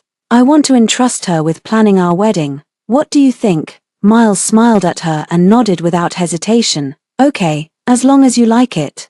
His tone was as calm as if he was talking about the most ordinary thing. Juliet curled up a proud smile and looked at me. Then I'll trouble Lynn. I stood in front of them, like a clown being laughed at. My fingernails dug deep into my palms, but I seemed to feel no pain, only shame and embarrassment, hitting my nerves again and again. I'm sorry, Miles. I don't have the energy to plan your wedding. I forced back my sobs, my voice trembling. At that moment, I just wanted to escape immediately. But thinking about the project that the team had painstakingly won yesterday, and how everyone was looking forward to getting bonuses from this project to have a good new year, I tried to suppress my emotions and explained calmly, everyone in the team is working overtime on Jason's case. Please find someone else. Juliet didn't care, then just let Vice President Lawrence handle the current work. He's a cousin of Uncle Miles. We'll be family soon. It's better to leave things to our own people. Don't you think so, Miles? Miles nodded and looked at me. Lynn, Then go hand over Jason's case to Vice President. I looked at him in disbelief. The emotions I had been suppressing for a long time could no longer be held back. Why should I hand over the case that my team negotiated? Besides, that Vice President Lawrence is just a parasite who got in through connections. He doesn't know anything about professional skills. How can he do a good job for the client? Miles's face darkened instantly. And he looked at me coldly. Lynn, are you questioning my decision or trying to teach me how to do things? Looking into his cold eyes, I just felt it was extremely ridiculous. Clearly, yesterday we were still celebrating winning Jason's case together, and at night, he held me tenderly, whispering sweet nothings. But now, he was so heartless, I couldn't figure out why. I quit. I gritted my teeth, my tone resolute. Fine, go write the application now, you can leave in a month. He reminded me coldly, I'm leaving now. I turned around, not wanting to stay for another second. As soon as I walked out, the whispers of a few employees reached my ears, acting like the boss's wife all day long. Now she's been slapped in the face. The real mistress has arrived. Vice President Lawrence is related to the chairman. The future boss's wife really knows how to win people over. I think Vice President Lawrence will be the company's second-in-command from now on. Vice President Lawrence smiled smugly and waved at me. Oh, by the way, Lynn, please come and do the work handover. When several members of the team saw me, they gathered around me anxiously. Lynn, we heard you're leaving. Miles actually gave our project to Vice President Lawrence, and he doesn't even want our team to execute it. Everyone was looking forward to getting a year-end bonus from this project. After working so hard, we get nothing. Why? Listening to their words, I was filled with guilt. I'm sorry I couldn't help you guys. Lynn, it's not your fault. Everyone knows your ability. How could Miles do this? You've been with him for so many years, and you're so capable. He turned on you just like that. It's just to please Juliet. He deliberately made Lynn look bad. I used to admire him so much. I was so blind. Men are all useless. Everyone was complaining for me. I forced back my tears, filled out the resignation application, and clutched it in my hand as I went to find Miles to sign it. I don't want the unpaid salary. Please sign it, Miles. I'll disappear right away and won't affect you and your fiancé. He was busy with his work, his voice indifferent. Resignations are required to be submitted 1 month in advance. Please follow the rules. I could no longer control myself, and tears streamed down my face. Miles, what do you mean? Are you deliberately trying to embarrass me to please your fiancé? Seeing me cry, a complex look flashed in his eyes, like guilt or helplessness. His lips moved, but he hesitated. Lynn, I think you should understand me. For this matter, you just endure it for a few days. I have my own plans. I'll also give you a satisfactory explanation later. Why should I endure this kind of humiliation? Am I that cheap? I was hysterical, and my emotions completely got out of control. Sign it or not. I want to leave whenever I want. I signed a labor contract, not a slavery contract. I was so angry that I threw the resignation letter in his face and turned around to leave. Miles's voice came from behind me. Aren't you worried about those people in your team? If you leave a few days later, your team can still be responsible for the project. With that one sentence, I instantly calmed down. I gritted my teeth, turned around, and looked at him, saying each word clearly. Okay, I hope Miles keeps his word. In the following days, Juliet seemed to be deliberately against me. She came to the company early every day to discuss the wedding process with me. Lynn, which style do you think is better? Lynn, which wedding dress do you like? I put on a professional smile and reminded her, Juliet, it's your wedding. It should be based on your preferences. She looked at me with a proud smile. I just want to hear your preferences. You pick what you like, and I'll experience it for you. All the employees in the company were sharp-eyed and quick-tongued, so they soon knew that this future boss's wife was determined to make things difficult for me. I was calculating silently in my heart. Forget it. Endure it for the sake of everyone's bonuses. But soon, several members of the team came to me. Lynn, Vice President Lawrence is going too far. He actually changed the plan we had already finalized. He did it on purpose. He said your previous plan was too low-end and not suitable for the client. He doesn't know anything. He's just deliberately making things difficult for us. He said our level was too poor and didn't let us touch the main tasks at all. Every day, he just makes us do menial jobs like serving tea and water. just after the employees finished complaining. I received a call from Jason. On the other end of the phone, he was very dissatisfied. "Lynn, why isn't your team working on our company's project?" I quickly explained. "I'm sorry, Jason, I'm resigning from the Miles Group, so I can't follow up on your project for the time being." Hearing this, he was furious. "Lynn, we've been cooperating for many years. I signed the contract with Miles's because of your ability. Now you're replacing the person in charge. What does this mean? You changed the plan without permission, and you even got a decimal point wrong in the most basic data. Is this the level of your company? I want to terminate the cooperation. Miles's has breached the contract. Let your Miles pay the liquidated damages." With Jason terminating the contract, Miles's also had to face a huge compensation. Vice President Lawrence, who had been so arrogant before, was instantly at a loss. Miles, however, looked calm and directly called a board meeting. Jason had been a long-term partner of Miles's, and the Jason family was quite powerful. Offending the Jason family would not only cause a great loss of interests but also seriously damage the company's reputation in the industry. Vice President Lawrence was an old-timer in the company and a relative of Miles's father. Over the years, he had been loafing around and throwing his weight about in the company, and he had leaked a lot of information to Miles's stepmother. But now, since he had made such a serious mistake, no one could protect him, including Vice President Lawrence and the small clique behind him. They were all uprooted and removed from the company. After the board meeting, Miles and Juliet walked towards me together. Miles's expression was no longer as cold as before. He even took my hand and explained, "Lynn, it's all over. You don't have to be wronged anymore." Juliet also apologized to me and explained, "I'm sorry, Lynn, I was just acting with Miles. Don't be angry, I'm only marrying him to deal with my family. I also have someone I like. I won't mind whatever you two do." Miles looked at me and ordered, "Lynn, your team will still be in charge of the project. Go and apologize to Jason. He trusts you very much and recognizes your ability. The project won't be delayed, and he probably won't pursue it further." Listening to their words, I stood there in a daze. It took me a long time to come to my senses. Suddenly, I realized that Miles was just playing a game of chess, and I was just a pawn. Juliet deliberately made things difficult for me, and Miles made me look bad in front of everyone, always protecting Juliet, just to make everyone think that he was tired of me. Vice President Lawrence took it seriously and only wanted to vent his dissatisfaction with me over the years. After getting carried away, he naturally made mistakes, and Miles was waiting for this opportunity to get rid of him completely. In this way, the whole company would be under his control. As for Jason, as our long-term partner and someone who trusted me, as long as I apologized, the project could still run smoothly, and he wouldn't haggle over it. Throughout the whole process, no one would lose out. Only I had lost face for a few days and endured all kinds of grievances. That's all. Congratulations on getting rid of your trouble so easily. I forced a bitter smile. "So, can you approve my resignation application now, Lynn? I know you've been wronged. I apologize. And Juliet has also apologized to you."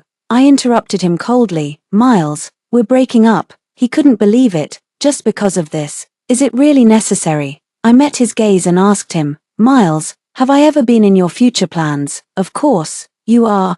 Being your mistress kept outside is your plan, right?" I sneered. "What haven't I given you except that piece of paper?" He frowned, looking a bit helpless. "It's just a business alliance.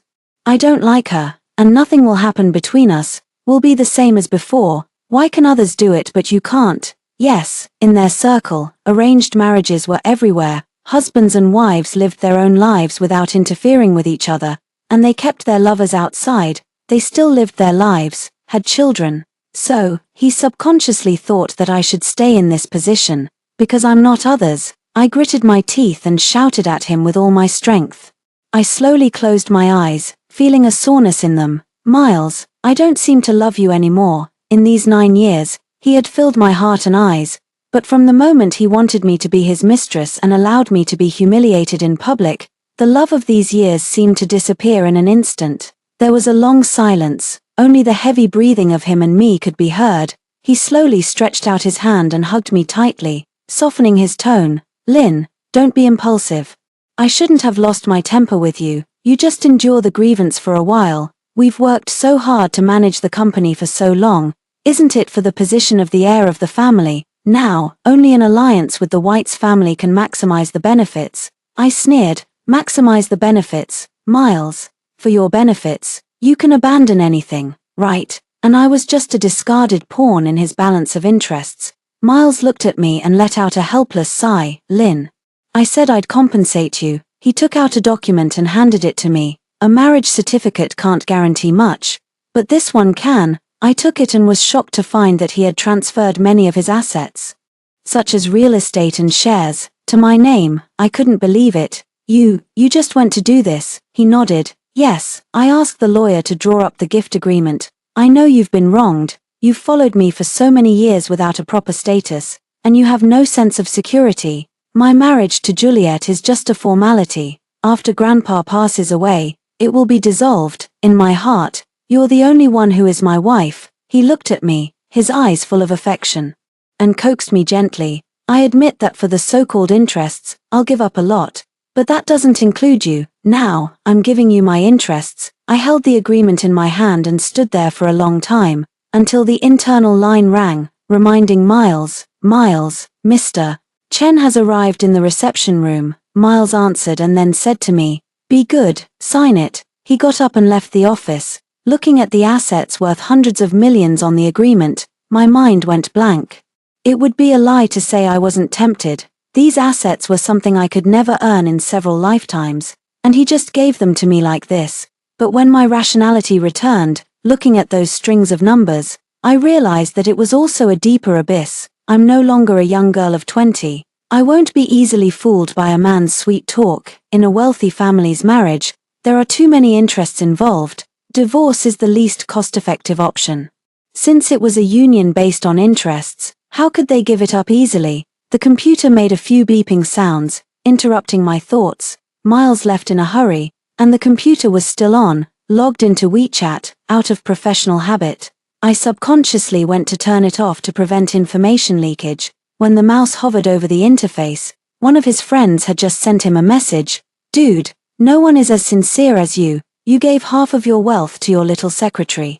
Aren't you afraid she'll run away with the money? Miles replied immediately. No, I know her. She has a very strong moral sense and self-esteem. If I give her 1 point, she'll give me 10 in return. It's true that she's been wronged without a proper title, but there's no other way. I can't marry her. If I put the money with her, she won't spend it. She'll only be more devoted to me. The other person kept sighing. Dude, you're really something. No one can stand your moves. Besides, she's a girl with no background. She doesn't dare to go against the family. Even if you give it to her, you can get it back. I stared at the screen, feeling cold all over. He was Miles. He had been in the business world for years and was an expert at playing with people's hearts. He knew me too well, understood the weaknesses of my character, and took advantage of this knowledge to manipulate me at will. He wasn't unaware of my grievances. He just knew how to coax me. And I would lower my stance for him time and time again. The winter in the north was bitterly cold. The cold wind blew on my face, stinging painfully. The atmosphere on New Year's Eve was extremely lively. I walked along the city lights step by step. My body was getting colder, but my heart was becoming calmer. The phone in my bag had been ringing for a long time. I sniffed and answered it, saying, Miles, Happy New Year. I won't love you anymore in the coming years. Lynn, where are you?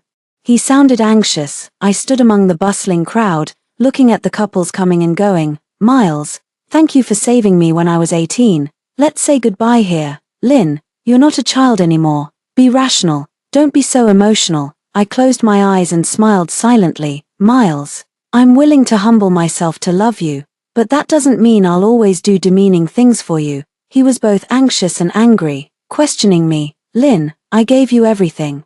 What right do you have to break up? I looked at the arriving bus, with people getting on and off in a hurry. Then I don't want it anymore. I don't want any of it. On the glass of the bus stop sign, the 29-year-old me was reflected. The 29-year-old Lynn was wearing beautiful and expensive clothes, with delicate makeup, looking confident and elegant, full of a mature charm. I almost forgot what I was like 9 years ago. Back then, standing beside Miles, I was extremely cautious. On the first New Year's Eve we spent together, he took me to Macau. The luxurious architecture of the Wynn Palace dazzled me.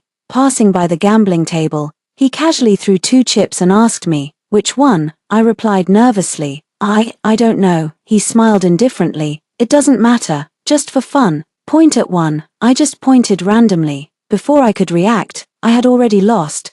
Those 2 chips were worth 200,000 yuan. 200,000 yuan. It could buy a house in our small county town.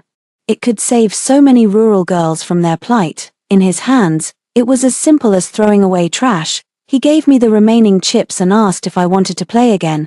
I shook my head uneasily. In the resplendent casino, some people were screaming with joy after winning money, while some people lost everything and squatted in the corridor smoking. There were many ATMs in the casino, and the unwilling ones were withdrawing money frantically. I was worried about that 200,000 yuan all day long.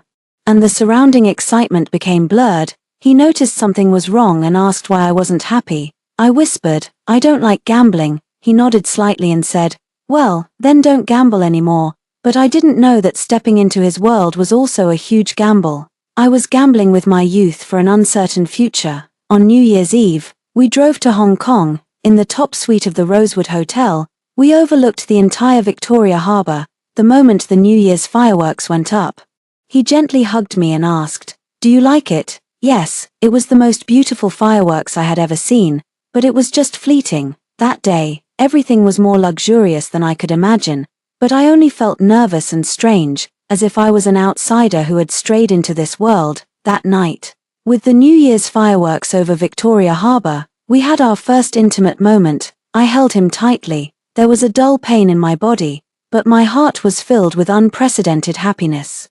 That godlike man was now my other half. It seemed that all my good luck in half my life was used up in meeting him. He asked me what my New Year's wish was. I asked him, "Miles, when will you break up with me?" He frowned, puzzled. I asked him, "Don't rich people often change girlfriends?" He laughed and explained, "Lin, I'm not that kind of person." I asked him, "Then why do you like me?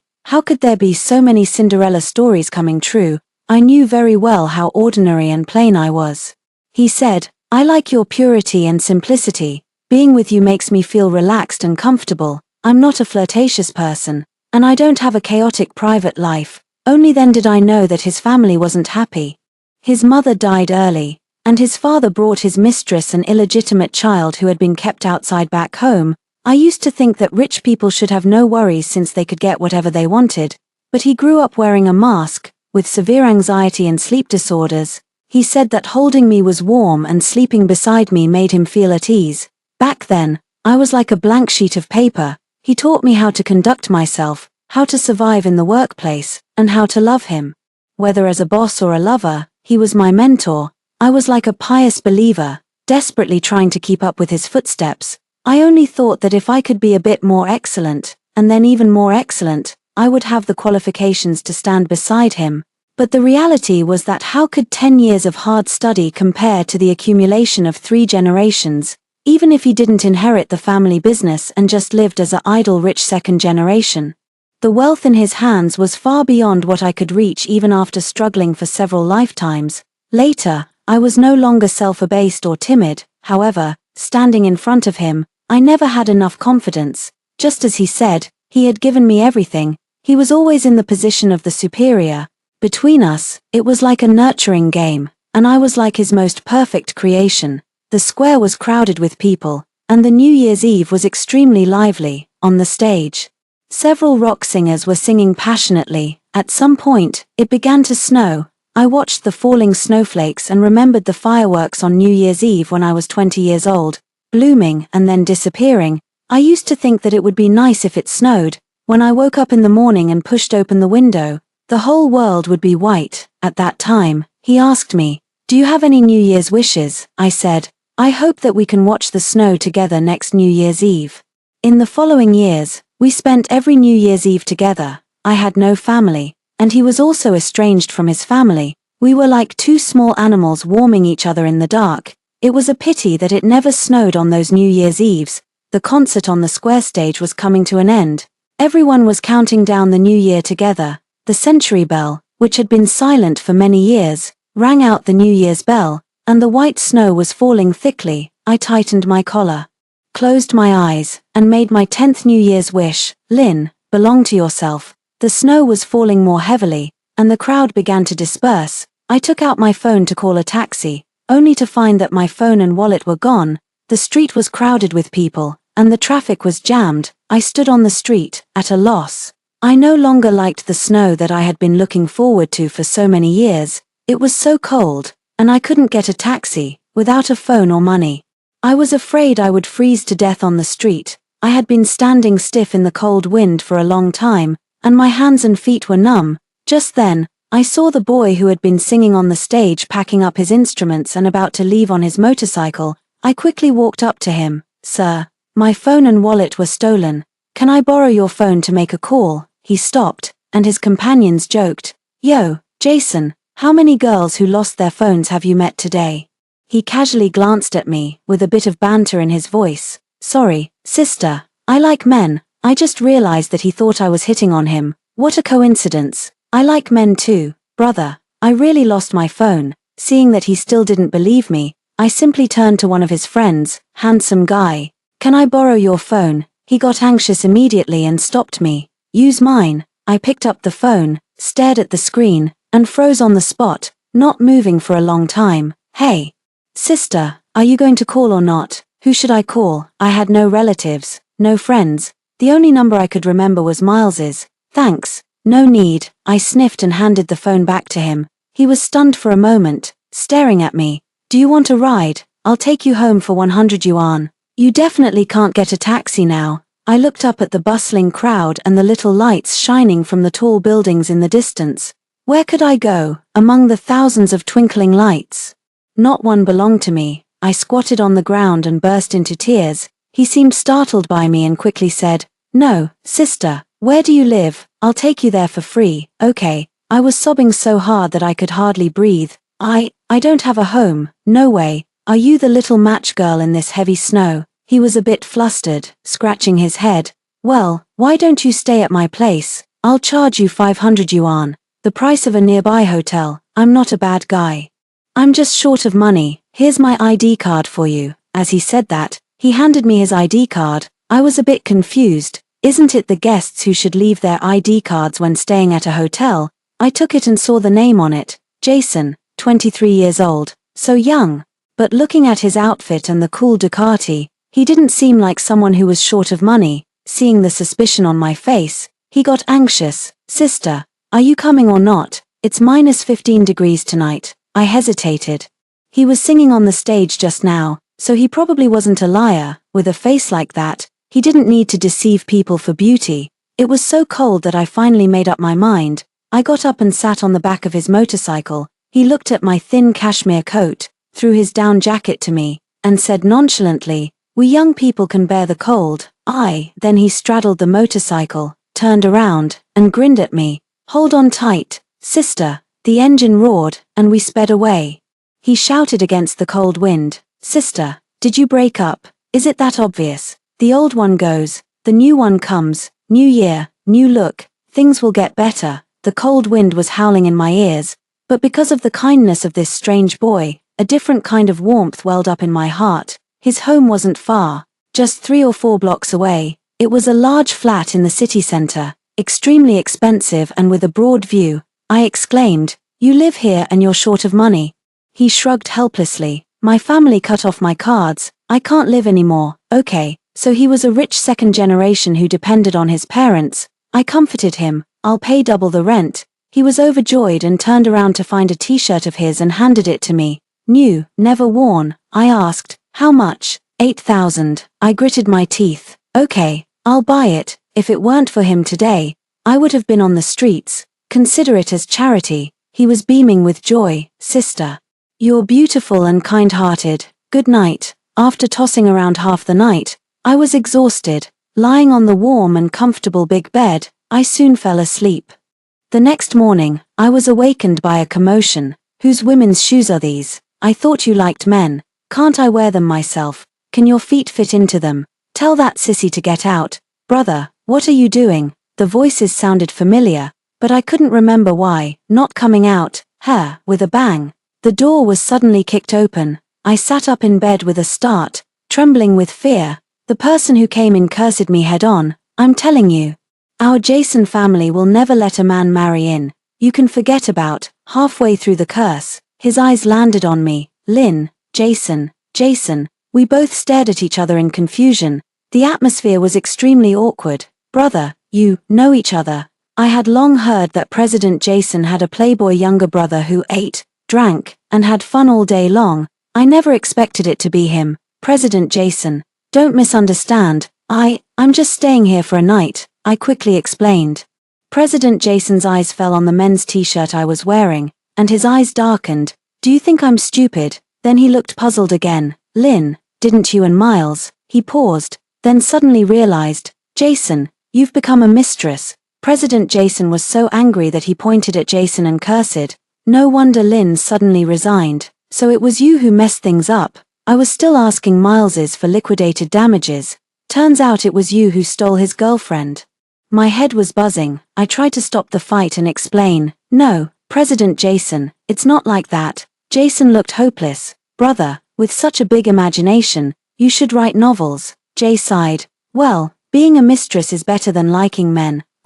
Jason looked at him speechlessly. So, brother, I need money to date. I can't keep living off a woman. Right, you go back to the company obediently, and I'll unfreeze your cards. Jason sneered. Bye, brother, we have things to do.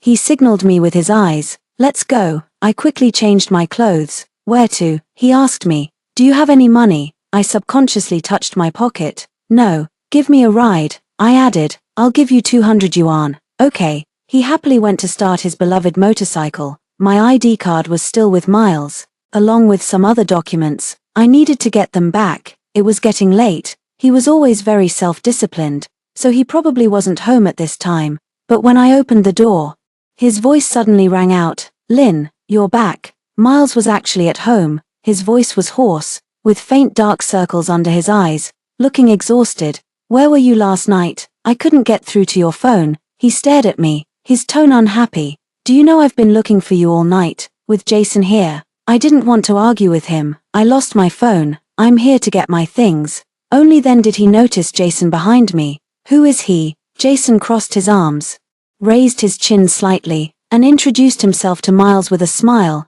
I'm the exclusive driver of this sister. Miles stared at me, asking, Lynn, were you with him last night? Yes, I nodded and reminded him. We broke up. It's my freedom to be with whoever I want. He stared at me and sneered. Lynn, this trick doesn't work on me. It's very low level. How ridiculous. He was sure that I wouldn't betray him and thought I was just using this method to force him to give in.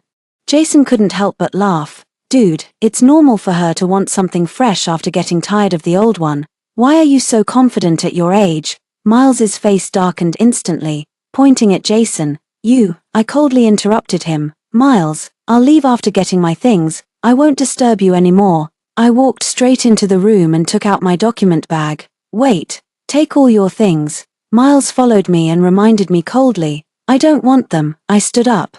Don't want the clothes, no, and all those bags and jewelry, no. He had always been generous to me in the past. The whole cloakroom was filled with limited edition bags and haute couture, as he said. He had given me everything. I didn't want to take anything. He was stunned for a moment and then asked me, don't want the car either. No, I don't want anything. I'll give it all back to you. I got up to leave. He stared at me and said, fine, I'll throw away all your things. I don't want them either. No, I want them. Is that okay? Jason suddenly rushed over, very eager. I looked at him. Do you like Ferraris? He was overjoyed and nodded repeatedly. Yes, it's yours. Jason's eyes lit up with excitement. Miles frowned and reminded me coldly, Lynn, you're not a child anymore. People like him just want to cheat you out of your money. I glanced at him sideways and smiled self-deprecatingly. At least it's better than being cheated on emotionally. Jason drove my car, excited as if he'd won the lottery. I couldn't help but ask, hey, you're a super rich second generation. How did you end up in such a mess? He sighed helplessly. My family won't let me pursue music. They cut off my cards, ordered me to go home and manage the company, and even arranged dozens of blind dates for me to get married. Then, he gave a sly smile. So, I brought a man home. Okay, No wonder they say that the young master of the Jason family is unreliable. Where to?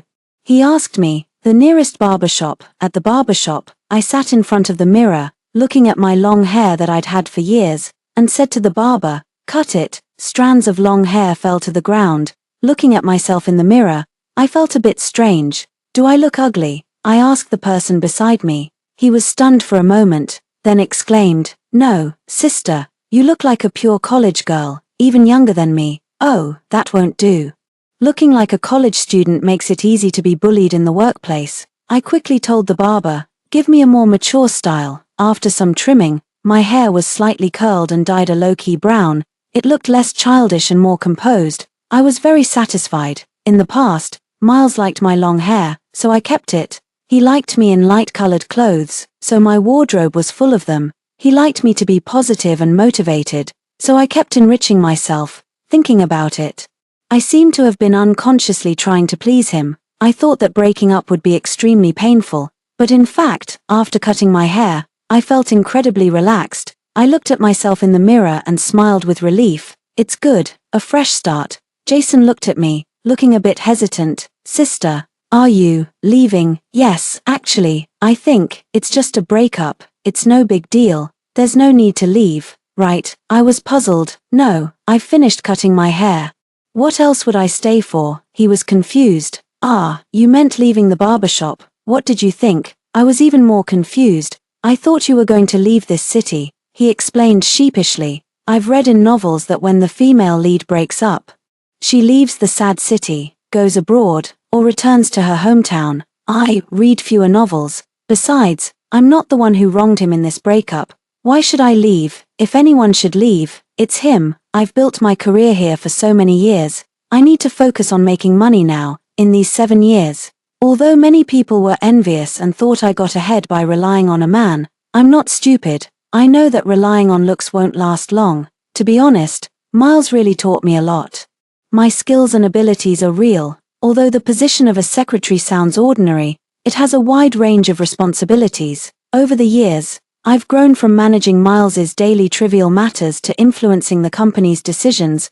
I bought a new phone and got my SIM card replaced. I was about to find a new place to live. I transferred 10,000 yuan to Jason and said, "It's a small token. I still have some money, sister." Over the years, with my income and the company's equity dividends, I actually had enough to live a laid-back life. "Sister, you're my idol." He was pleasantly surprised and touched. "When I have money, I'll pay you back double. Take your time to find a house. You can just stay at my place. I won't charge you rent." When Jason and I got home and opened the door, we heard a familiar greeting. "You're back, Mom." "Brother, why are you still here?" Jason was startled. Jay ignored him and looked straight at me. "Lin, when can you start working on my company's project?" I explained embarrassedly. "Jason, I've resigned from Miles's. I really can't take on the project." Jay's eyes lit up. "That's perfect. Come to my company. I won't pay you less than what Miles did. I tried to poach you before, but you refused because of your boyfriend.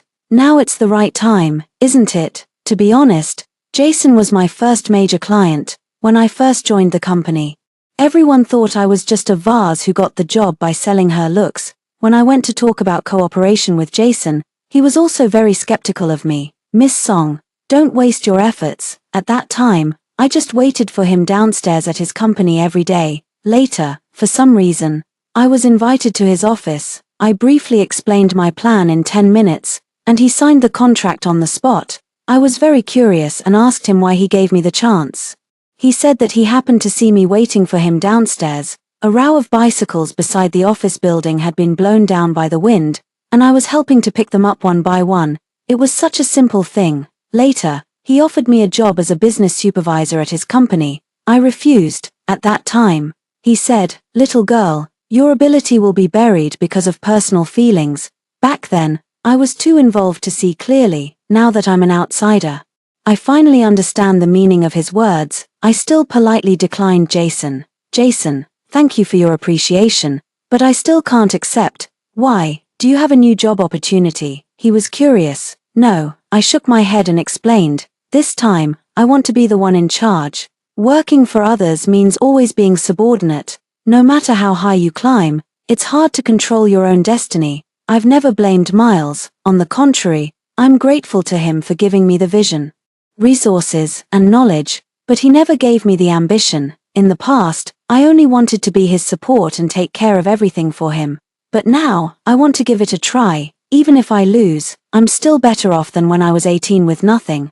But if I win, I won't be the Lynn who depends on others anymore. My children won't be as helpless as I was when facing life's difficulties. After listening, Jason showed a hint of admiration in his eyes. Ambitious, as soon as possible. My project is waiting for you. Then, he looked at Jason in confusion. I don't understand. You're such a nice girl. Why did you fall for this troublemaker in my family? No, Jason, I'm really not in that kind of relationship with your brother. He looked at Jason with disgust and ordered, take her home to meet your parents when you have time, and go back to the company to work right away. Jason left. Jason and I looked at each other. Sister, let's cooperate, he suddenly suggested. I was a bit confused. How? Let's get married. A real marriage or a fake one is fine. He rambled on with his analysis. You definitely need connections and resources for starting a business. With the Jason family as your background, things will be much easier. You can focus on making money. I don't like doing business. I don't want to be forced by my family to go on blind dates and get married. I just want to focus on making the music I like. He was right. With the Jason family connection, the resources and convenience it would bring could definitely save me a lot of detours.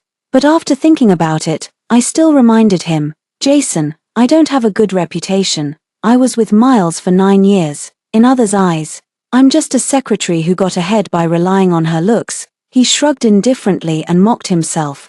My reputation is also bad. They call me a playboy, a useless rich second generation. I'm not capable either.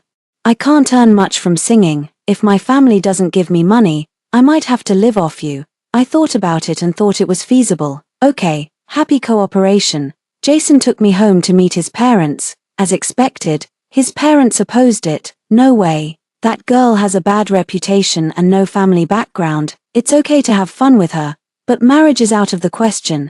Enough. You're being picky. Jason shook his head speechlessly. I've known Lynn for many years. She has good character and excellent work ability. So what if her family is poor? Do you think a perfect rich girl would like your son? Are you waiting for him to marry a punk? Then you'll be satisfied. Then, he reminded them helplessly, it's lucky that a girl is willing to be with him. Maybe in a few years, she'll give you a grandson. You should be happy. The old couple was still hesitant. But, this girl is much older than your brother. Jason, a woman 3 years older means more gold. 2 bricks are even better, right? After some thought, Jason's parents changed their attitudes immediately. Daughter-in-law, I was a bit harsh just now. Don't take it to heart. Jason and I quickly got our marriage license. Coming out of the Civil Affairs Bureau, Miles's call kept coming. I picked it up suspiciously. His voice on the other end sounded a bit weak. Lynn, where are my cufflinks? In the second drawer at the bottom of the wardrobe. Where are my underwear? In the side storage box. And, I interrupted him directly. Miles, I'll summarize it in a table and send it to your email later.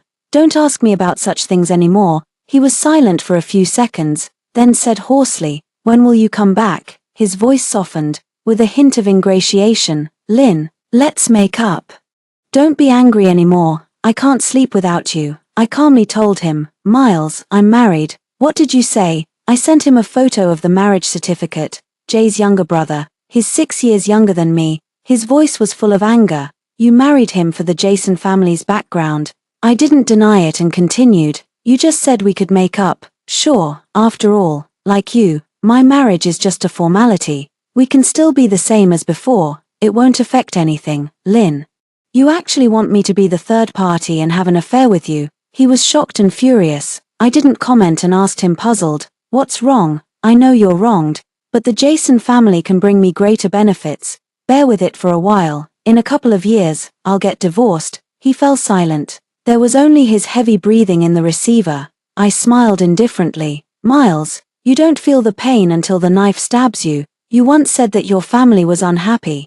Your parents had a business marriage, and you were born because of family pressure. Your father had other women and children outside. You hated your father's infidelity and your stepmother's hypocrisy. But clearly, You wanted you and me to become the people you hated the most. The news of my marriage to Jason quickly spread throughout the circle. Everyone was talking about it, mostly saying that I was really capable, that since I couldn't marry into the family, I found another shortcut. I just listened to it as a joke. I started to focus on starting my own business. As soon as the recruitment notice was posted, several former team members came to apply. We had worked together for years and had a great working rapport. The project of Jason was something we were familiar with. With a large amount of project funds in place, I doubled the bonuses with a wave of my hand. Everyone was immediately full of motivation and signed several more contracts in succession. Although the company was small, it was full of energy. With the support of the Jason family, the business expansion went smoothly. Jason was still running around for various performances every day. He really loved music. However, his family still disagreed and kept his cards frozen, hoping that he would manage the company with me. Jason complained about being poor, looking at me pitifully. "Sister, I have no money to eat." I smiled helplessly and transferred 200,000 yuan to him. "I'm finally a kept man. Thanks, sister." He immediately beamed like a child who got candy. When his elder brother found out, he shook his head angrily. "You're getting more and more unreliable. When will you go back to the company, living off your wife every day? Don't you feel ashamed?" I quickly smoothed things over. "Big brother, I can handle things at the company. Jason is still young. Let him have a few more years to have fun." Big brother looked at me and sighed helplessly. "You're just spoiling him." On the way back, Jason looked gloomy and dejected. After a long while, he asked me in a low voice, "Sister, do you also think that my pursuit of music is useless and that I'm incompetent?" Looking at his appearance, I found it a bit funny. "Of course not. Who said music is useless?" I thought for a moment and then told him about my own story. I remember when I was in junior high school, my home was very far from school. But my parents thought I was a burden and refused to buy me a bicycle. At that time, I had to walk for 2 hours every day. In winter, it was cold and the road was slippery. I would jog while singing songs like "I Want to Fly to the Sky," "Shoulder to Shoulder with the Sun" and "Change the World," "Change Myself." Although it sounds a bit funny now, back then, those songs gave me the motivation to keep going. After hearing my story, he couldn't believe it. And a trace of heartache flashed across his face. "Were you so miserable before?" "Yes, I have an elder sister and a younger brother. I never wore new clothes when I was a kid. I only knew that going to university could be my way out, so I studied like crazy every day." I smiled and looked at him earnestly. "I've never been to any hobby classes. Having a dream and a hobby is really wonderful. Because even now, I don't know what my hobby is, what my dream is. I only know that I have to make enough money to live a better life." It was also the first time in many years that I faced my past so calmly. When I was with Miles, I was always ashamed to mention my past. When you like someone, you always feel inferior subconsciously, and I didn't want him to remember the once embarrassed Lynn. But with Jason, I could be extremely relaxed and calm. Jason was silent for a long time, looking gloomy. "But I don't know how long I can hold on to my dream. Making music costs a lot, and my family has always been against it." I looked at him with firm eyes. "I'll help you." "How?" "Of course. We'll make the most of our marriage. Jason, you sing beautifully. All you need is a chance to go viral." I patted him on the shoulder hard and, looking into his innocent eyes, asked, "Do you want to become an overnight sensation? Do you want to be a top star? Do you want the whole world to hear your voice?" He nodded excitedly, his eyes shining. "Yes, yes, yes. If you want to succeed, go crazy first." I made several vlogs of him and posted them on the video platform.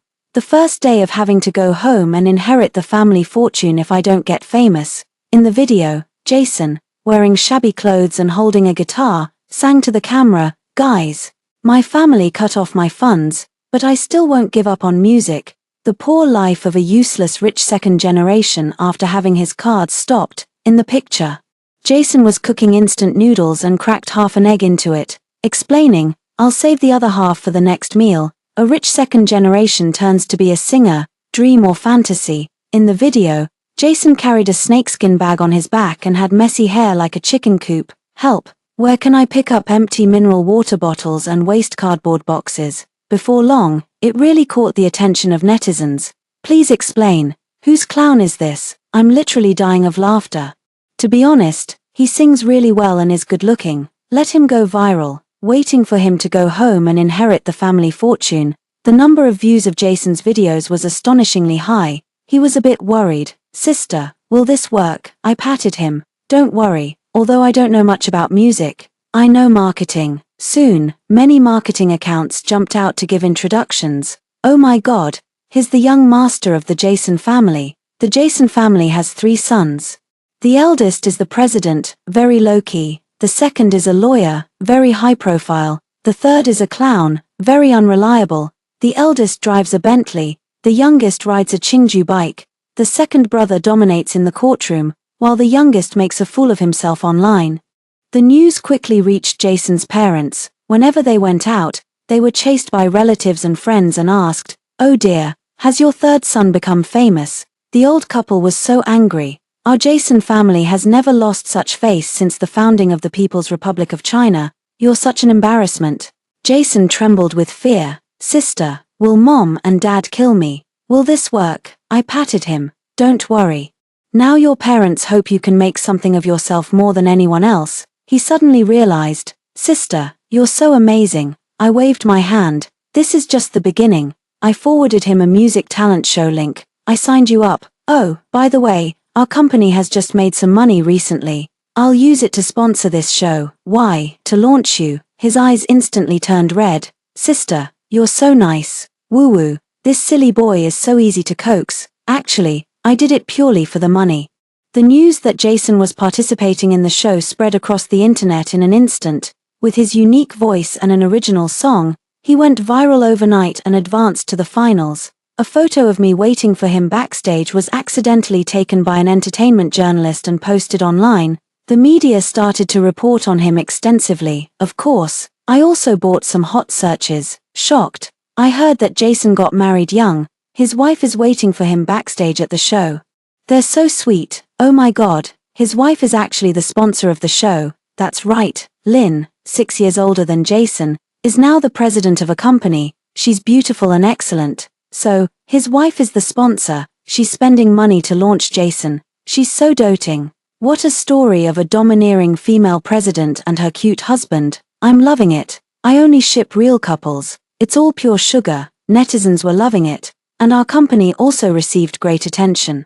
Taking advantage of this wave of popularity, I merged with a media company under the Jason family and prepared for the first round of financing. The return this time far exceeded the investment. When I was extremely busy, I received a call from Miles's assistant. Lynn, since you left, we haven't found a suitable secretary. Many company operations have been in chaos. Miles has been in a very bad state recently. He has severe insomnia. The day before yesterday, he had a gastric hemorrhage during a meeting and was directly sent to the hospital. He probably hasn't been eating well. It's like he's torturing himself. Everyone knows it's because you got married. Do you have time to go and persuade him? The company still relies on him to make money. In the past, he had a bad stomach, so I studied recipes for nourishing the stomach and cooked for him after work. After a long time of care, his stomach problem improved a lot. And his sleep also got better. Actually, I don't hate him. I'm very grateful to him for giving me a hand when I was at my lowest. Now that we've separated, I don't want him to torture himself like this. Breakups between adults should be more decent. After all, we'll always meet in the same circle in the future. When I was cooking porridge in the kitchen, Jason happened to come home. Sister, a music producer actually approached me today, and several companies want to sign me, he told me excitedly. When his eyes fell on the steaming hot porridge in the pot, they lit up. How did you know I was hungry? I chuckled. Here, I'll serve you a bowl. He picked it up and ate with big mouthfuls, nodding repeatedly. So delicious. I couldn't help laughing at his appearance. After eating, he turned around and went to the kitchen to wash the bowl. After coming out, he stared at me for a long time without saying a word. Lynn, he suddenly called my name. I was startled. What? He hesitated. Let's give it a try. I was confused. Try what? His face turned red, and he stammered. Try dating. Try being a real couple. I frowned and touched his forehead. What's wrong with your brain? He lowered his head, looking shy. I just think it's so happy to be able to drink your porridge when I get home. I was speechless for a moment. I didn't dare to tell him that the porridge wasn't actually for him.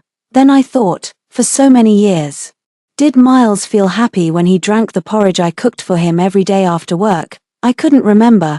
Perhaps he had just gotten used to it and taken it for granted. Seeing that I didn't answer, Jason promised me again, "I will definitely treat you well and won't make you unhappy." I replied with some difficulty, "But you're too young, I don't have those feelings for you." He had always been like an innocent and naive child. I really didn't have any romantic feelings for him. Moreover, at present, I only wanted wealth and prosperity, not a bit of true love. I'm not young. He blushed and retorted loudly, "I'm talking about age." After an awkward silence, I broke the quiet. "Can you go to the hospital with me?" He was startled.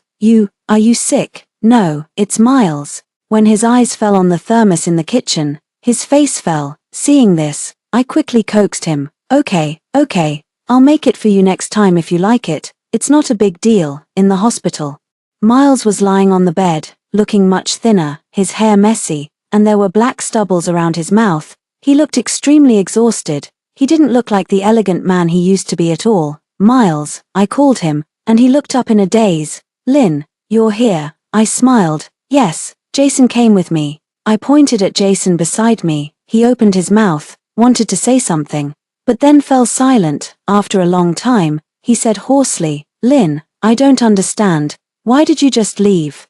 Why did you suddenly stop loving me? We used to be so good." I forced a bitter smile. "Yes, we were so good. You've always known how much I cared about you. I have no relatives, no friends, and I regarded you as my only support. You were sure that I wouldn't leave you. You also knew how humbly I loved you. You understood my caution and my inferiority. Even the slightest bit of kindness from you would move me deeply. But later I realized that those gifts like fireworks over the sea, an empty amusement park, and limited edition luxury goods, seemed thoughtful with the support of money, but in fact, they were just a piece of cake for you. For these 9 years, I walked 99 steps towards you, but you didn't take a single step towards me. In this relationship, you've always been in the position of the superior, and I've been trying hard to please you." I looked at him straight. "It took me 9 years to understand a truth. The more you lower yourself, the less you'll be valued." He was silent, closing his eyes. His voice trembled. "Lynn, I'm sorry. In the future, let me please you, okay?" I bent down and put the thermos on the table. "Miles, have a good meal." Then, I turned around and left. The moment I closed the door, his plea came from behind. "Lynn, I regret it. I'll cancel the engagement with the Whites family. Come back, okay? Let's get married." Jason suddenly turned around, walked to the bed, and sneered, "Sorry, Miles. My wife has no intention of getting divorced." Miles struggled to sit up from the bed, staring at him. "I'll win her back. We have 9 years of feelings. What can you compare with me? I'm young." Jason raised his chin, looking proud. "I'm 10 years younger than you. When I'm 30, I'll still be in my prime. While you'll be an old man, I can outlast you." No, outlast the third party." The door closed heavily. Miles watched her figure gradually disappearing, his thoughts drifting. His girl seemed especially beautiful today. She looked beautiful with short hair. After leaving him, she seemed to be glowing. He remembered many years ago, on the anniversary of his mother's death, he got drunk after a big fight with his father and went home. She was busy making hangover soup, warming it, and feeding it to him. She hugged him lovingly and said, "Miles, we'll have a home and children in the future. We'll give all the love we lack to our child. Let's raise our childhood selves again." Okay, their child would have been as cute as her, the happiest kid in the world. It was a pity that it would never happen. He opened the porridge she brought. The familiar smell, mixed with his tears, it tasted a bit salty. His long empty stomach felt warm from the porridge, but his heart was empty. It seemed that he had lost something, or perhaps he had never really had it. The finals of the talent show that Jason participated in began. The popularity of our couple was unprecedented. Many media came to interview me. Facing the camera, I said directly, "I hope everyone will support Jason and vote for him." During this period, to thank everyone for your support for Jason, all Jason family products will be discounted on top of the discount, and there are 10,000 free orders available. Welcome to shop. Popular comments from netizens. "Sister, you're so doting on him." In an instant, the turnover of the Jason family's business skyrocketed several times. Over the years, I'm not just a useless vase, I still know something about capital operation. I was counting money until my hands were sore. On the final night, Jason won the championship with an extremely exciting